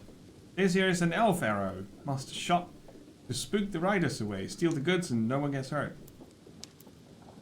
No one but me and my banker. These are your caravans? Aye, they were. I'm Baron Galtier. Galtier? I'm not sure if he's pronounced French. Galtier. These are mine, this barony is mine, and that makes this elf problem mine. Now, you don't seem the most endowed observer, but there's money and meed and honor to the one who sorts this out. I'm not interested. Following elves with arrows, that's a death sentence. No deal, Baron. Catch you later. Maybe. That was a bit too much. Level 5 units. 3 Templars, 1 Paladin, 1 Priestess. I'm not going to be able to defeat them.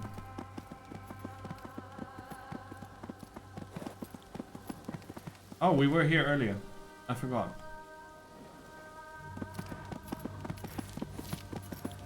The Canoness. You approach an old shrine shrouded in the overgrowth. Moaning echoes from inside. Oh. The binding of the Trinity is soon, my eager young thing. Return later and less encumbered. What? Ooh. A were-leopard? Cool. Can I have one as a pet? So we're gonna help Corysandri out now. Oh, the rebel leader is here, Jourdain. Let's talk to him. You approach a group that can only be described as very large, very odorous warriors. Their leader, a sweaty, meaty old man, takes a step forward toward you and spits brown phlegm on your boot.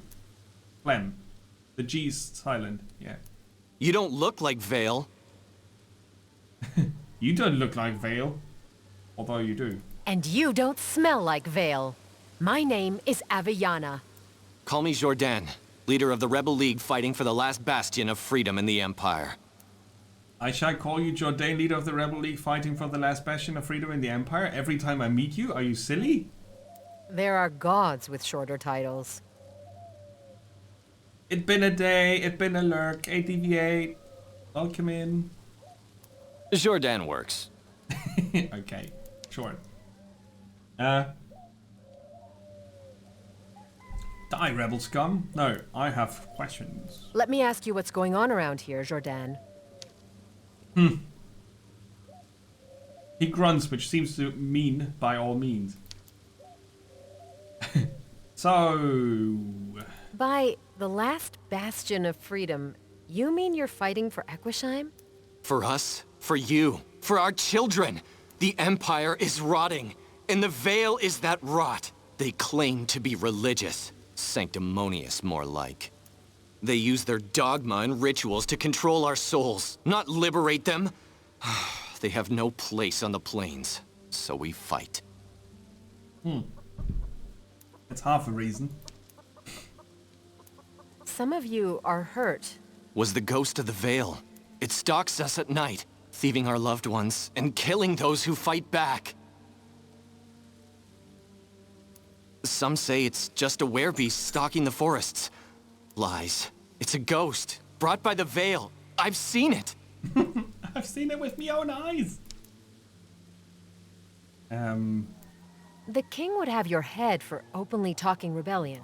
Our great king lost his head for that very thing. The Veil say it were rebels that killed the king, but we know better. Yeah, I thought as much. He had no burial, no funeral. What happened to the man? His servants deserve answers.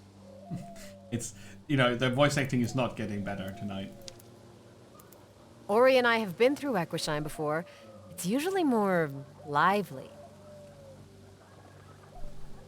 Dead or hiding. The ghost stalks us at night. The Veil stalks us during the day. Evil whispers echo in the southern ranges. Elves kill any who trespass in the forest they've claimed. Not an easy time to be a citizen of the Plains of Widows. Got it. Enough talk. Jordan snorts and spits a thick goo onto the dirt, implying he agrees. He has a weird way of doing that. I'll leave you to it. Live on and fight another day, Jordan. He aggressively scratches himself as you leave, which you take to mean it was my pleasure. Or not, because I couldn't really tell from the scratching of his butt. Dungeon! live on and prosper and stuff. And maybe take a bath. Who's that? Mother Jihan. Jihanne. With a big axe. This is an inquisition. Of all the priestesses in the church, one seems particularly less hostile. And more mad. Aviana, I presume? I've heard stories of your exploits. Welcome to our holy home. Priestess, it's nice to meet someone here who doesn't see my throat as something to slice open.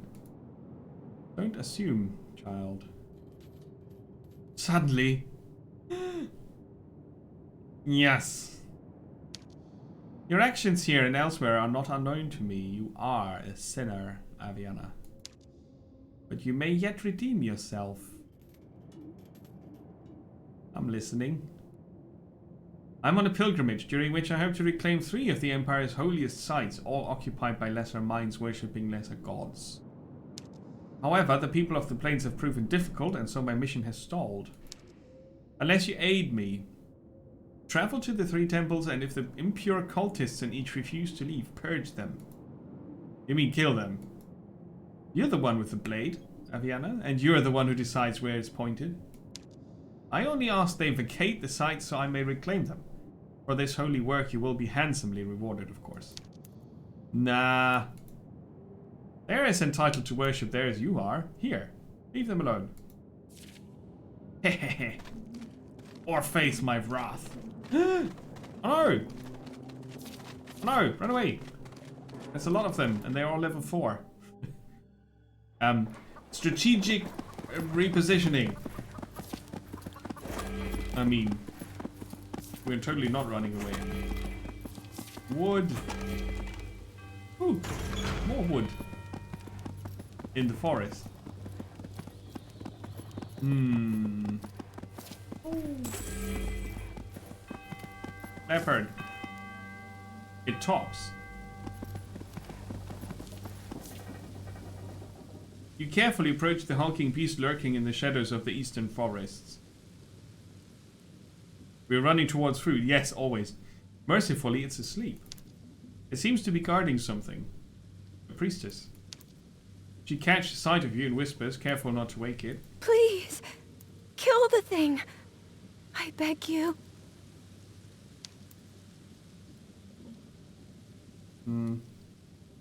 Stay calm, we'll be There's back. no way we can handle that thing on our own. Stay there and stay calm. We'll be back. I can't tell what level it is.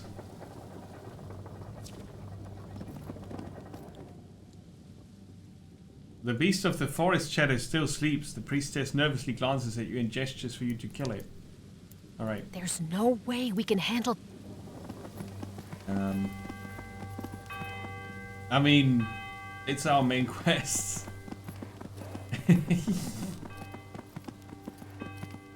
Does that mean our army is too small? We will only find out one way, by saving like a pro and then attacking it. Come here. Yeah, When we beast. approach, run. In 3, 2, now! Oh, they are only level 2. Ooh, okay. Kitty cat. Ooh, okay. That's an angry cat. Not a kitty cat. Look at them claws. Each time the were-leopard is attacked by an enemy adjacent to him, it strikes back. Ugh. Its mighty roar is terrifying, inflicts afraid on enemies. Grants agile, quick, and strong to allies. Oh god. Yeah. Ready, I guess.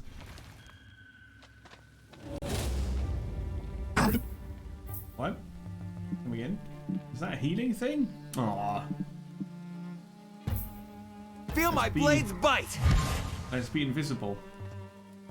And try to snatch that from them. Now you see me. And this? Oh. I'm afraid. The sounds they make. Don't go for the... Oof. Okay, how do we do this? I'm actually gonna wait and position my units differently. Pressing the enemy. Gonna Wear shield them bash down.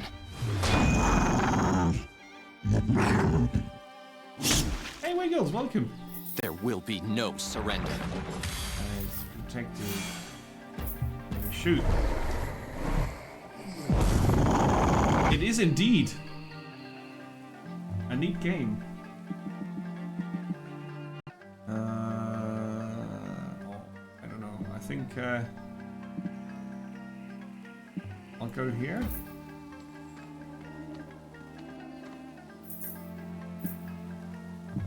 And reposition her over there, and then shoot another dark magic missile. How's it going, Wiggles? Now I'm Quickly. gonna go here. They got them flanked now, and do Die. extra damage. Yeah. Now that's round 2. I think it makes sense to get rid of the one here. I'll sneak past them. As fast as possible. Feel the snake's bite! They retaliate always. And we got it. Very good. Right, so now I'm gonna move up here. Moving. And end the turn. Aviana. And then I'm gonna send Breaking the the soldier line. to protect the casters. We make our stand here.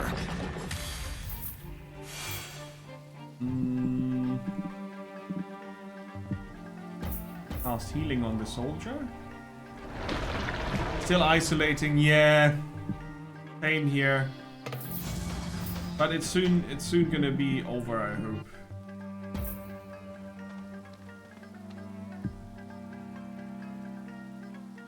Your partner has avoided it. I mean, I've heard that more than once now, that people living in the same house manage to not infect each other. Which is not only because of the means of infection being airborne and such. It's also because immune systems are so different and so are the viruses, right? We both got it hard.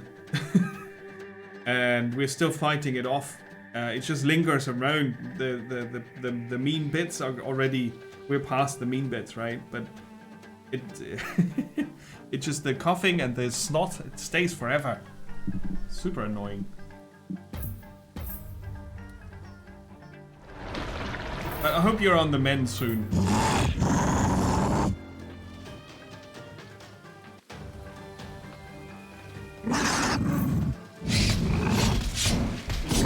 Look at that attack.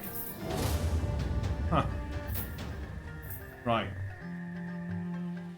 I'm gonna go... I'll sneak there. past them. I need to avoid that they Now grab you see this, me? right? So I'm gonna grab it myself.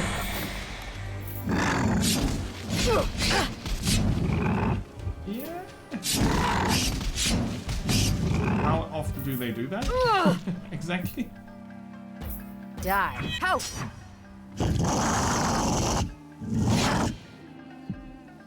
That mean counterattack. So I'm gonna stay here.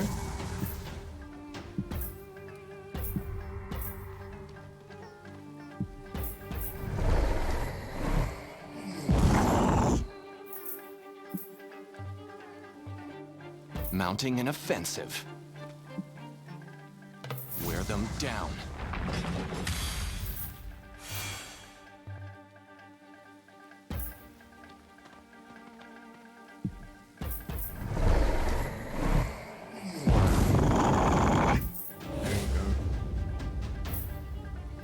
And now we can flank him. Now you see me. Yeah, for example,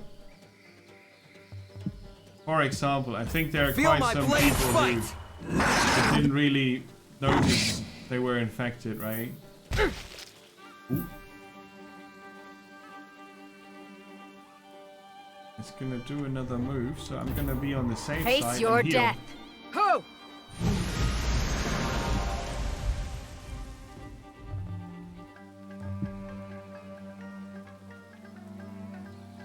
Yeah, that should be fine.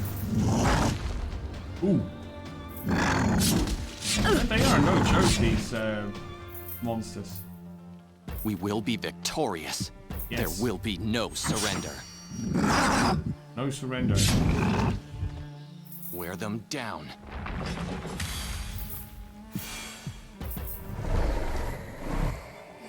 Bam! Cool. Interesting unit, that leopard. We got some gold and some XP. Nice. But yeah, to come So back much to for the Ghost of the Veil. come back to the game, it is quite a neat game. Have you ever played the Disciples games, the older ones, Wiggles? This is the continuation of the series, but they did go a different route with this. The other titles were a lot like Heroes of Might and Magic. They were quite similar, with a few major differences, but similar type of game. I'll tell Coruscant and everyone in Equishime what you did here. Thank you, mercenary. You may call me queen or goddess. More pants. We find all the pants.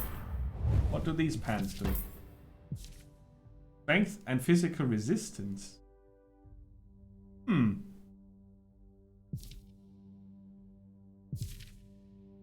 We started with these, and then we found these. Lots of health and strength. And then we found these. For some crit chance.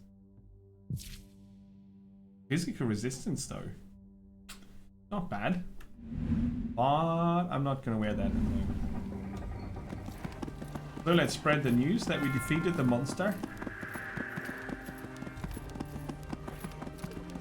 Where's Jordan?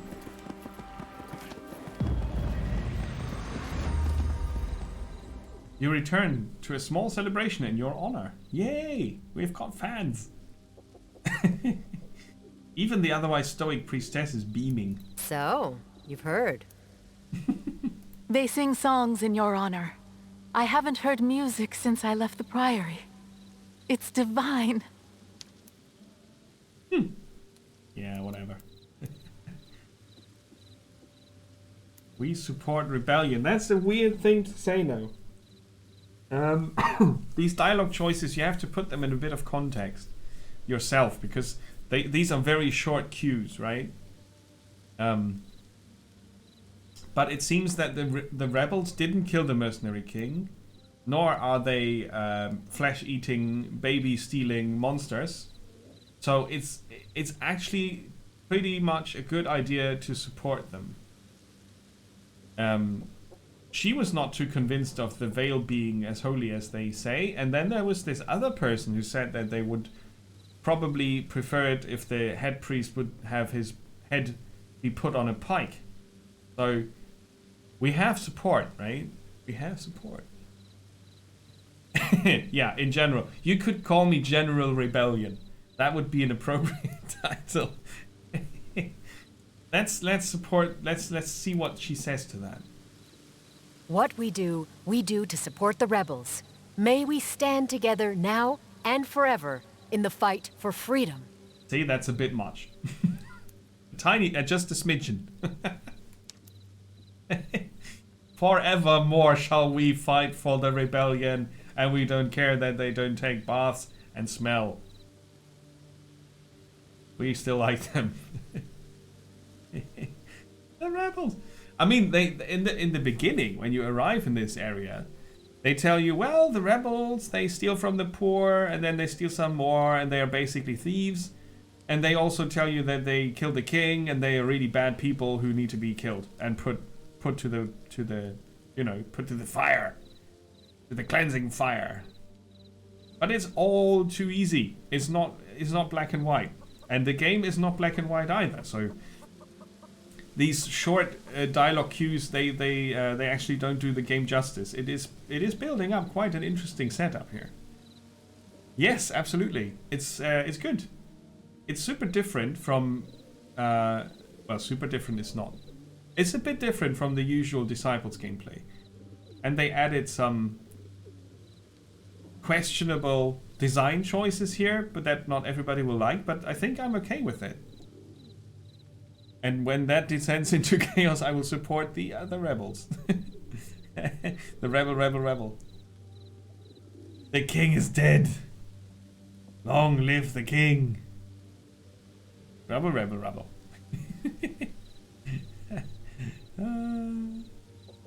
Yeah, the Veil, this order of religious people here, they were put into place to control whatever insane stuff the next emperor would have in store for the people. So they were kind of like a buffer originally, but then part of the religious leaders were also getting kind of insane, as they do. Now they need another buffer, and that's probably us. Could you start? No. You could. You can go back to the beginning of the video and watch the rest. Power Chord was cool, by the way. DV8. That was a cool card game. Interesting setting. And you need to stay awake a bit, because you kind of need to see what Terror of the Hammersaurus has in store for us. So, cheers, parties, stuff and things. A fine speech. A very fine, very unexpected speech. Shall we to the Hail? Yes. The Prior will need to hear about what you've done here. Very well. Let me collect my things. Oh, companion! Yay! The scantily clad lady with all the tattoos and the cross and the religious stuff. She's our best friend now. Forever. Forever! What Corisandra remembers of her childhood comes in cloudy nightmares like echoes through time. She remembers caring for other priestesses as they were being marked all the way up here. She remembers the pain, the screaming, and the overwhelming transcendental peace that washed over her when the High Father shone his light down on her. Yeah, because of all the screaming and the adrenaline and whatnot. Oh boy. Helveti was missing sound effects, some indicators for hit range and such, but it was definitely a good start. It's not done yet. The game's going to release in summer, which could be August or June or whatever. Needs some more work. Helveti seems like a very unique setting. Gameplay wise, it's rather, you know,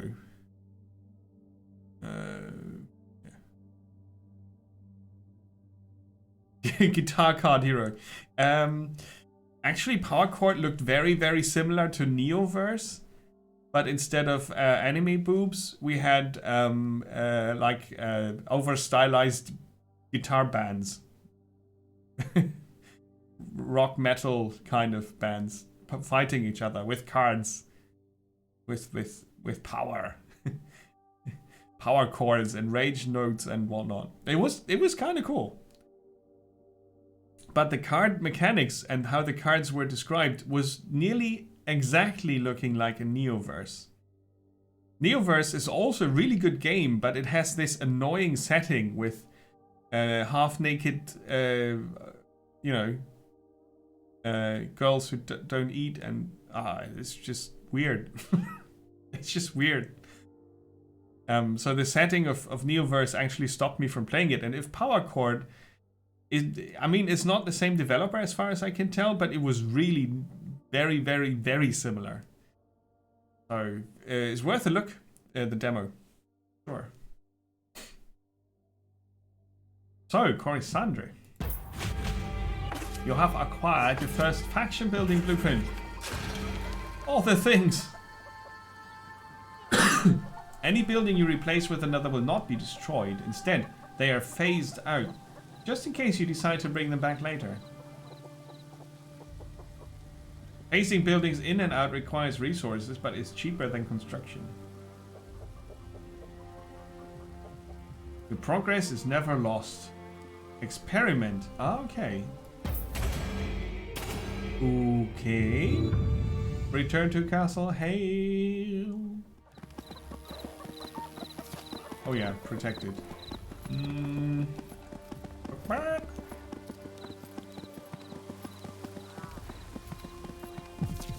Return to my castle first.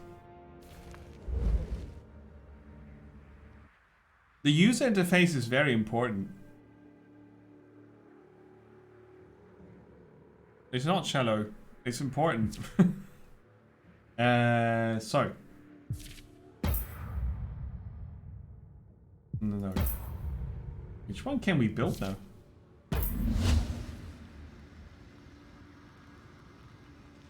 Oh, that's for the elves. Here. Requires friendly. We can now train them to level 3. Doesn't cost much.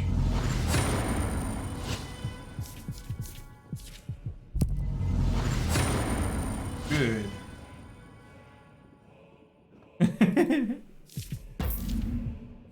And they need to be tier 2 here.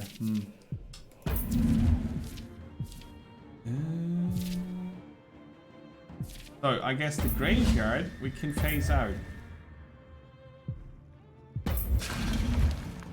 And we don't want the demons.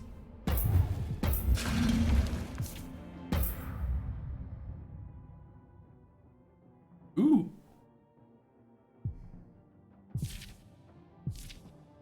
These are the evil empire guys. The inquisitors and whatnot. He looks evil. Mage Guild.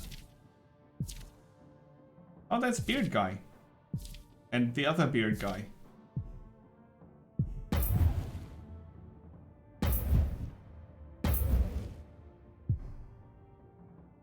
A mana tree. Cool. So each faction has 3 unit buildings. No. Yes, well, each faction has a sub-faction.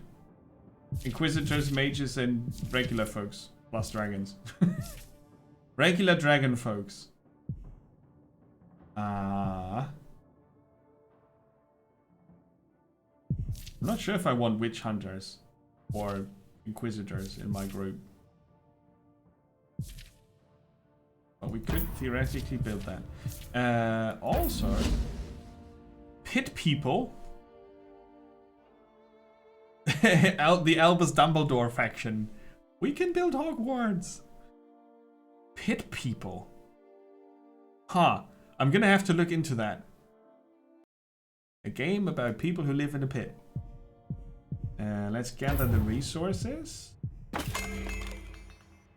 Construction material. And can we research new spells? It kind of felt like we could. Chaos Bane. Inflicts burning if the target is a demon or undead. Yeah, that's a cool buff. We want that. Research. We don't want the devil. No. No. No thanks. We don't want to. Companions. Corisandre. As a passive ability, grants blessed unholy protection and immunity to curse to allies within 2 tiles. She can also have chain healing. Removes 2 negative conditions. Nice. Rains down a beam of light from the 4 heavens on the target, dealing divine damage and inflicts weakened. Cool. Yep, that's good. We approve. So. Disciples' Liberation. 2016 does not go as old in my book. Older. Okay, you said older. Disciples' Liberation is a really interesting bit of game. I'm enjoying this. I'm with T-Bank though. The voice acting is something that I cannot take in long sessions for a long time without getting hard cringe headaches. It was released recently. Yeah. It's good. I'm gonna have a look at that. Pit people. This is a cool development of the old Disciples game into something new. If you play the older games, you can see how they shine through here in some aspects of this. But this has a lot of new stuff to it, which is really cool.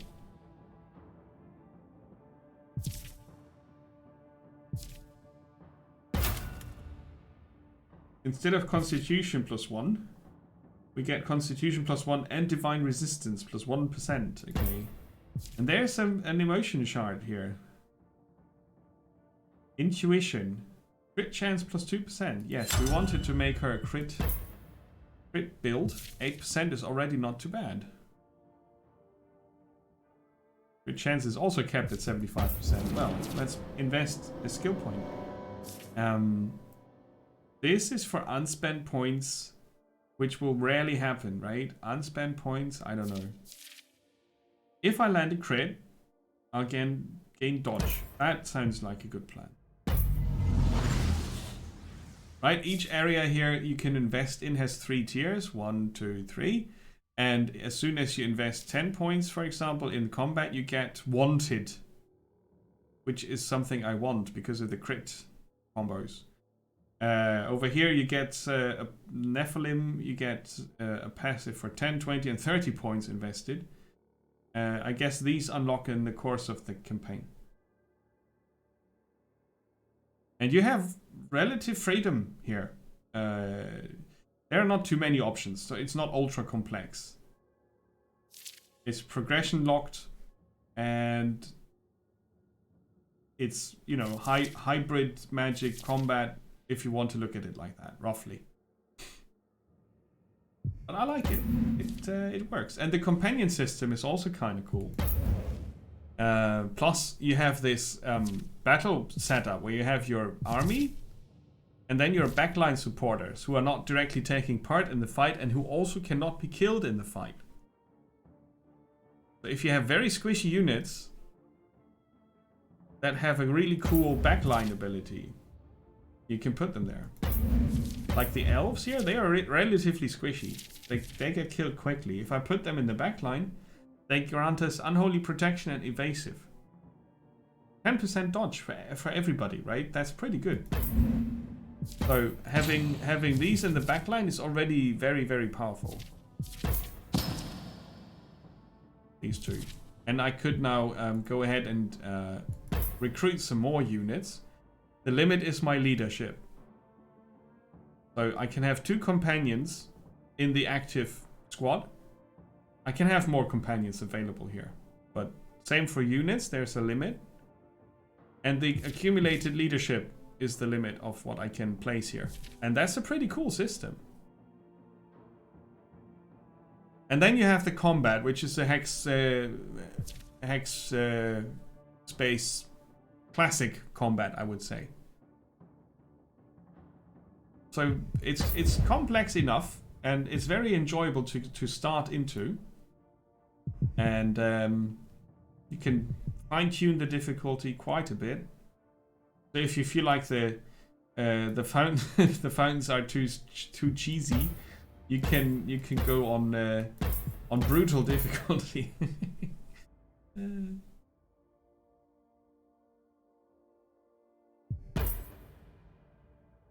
I wish I could set this myself manually, but that's not the case. 1979 Revolution Black Friday. That does ring a bell. I saw that before. Oh, it hasn't gotten more episodes. Aww.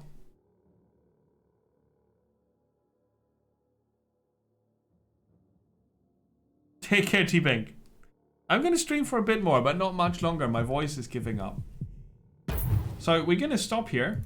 Let's save. Disciples Liberation. That was really, really cool that we could look at this. I'm super, super grateful that the people over at Calypso gave me a review key so I could show this around. It's a niche game. Not super popular. Also because of Heroes of Might and Magic kind of occupying the same fan base, so to speak. But I always played a bit of Disciples and much more Heroes, so I was always aware of both games or game series. And this seems a very brave continuation of the series. I'm really, positive. Positive impression, I would say.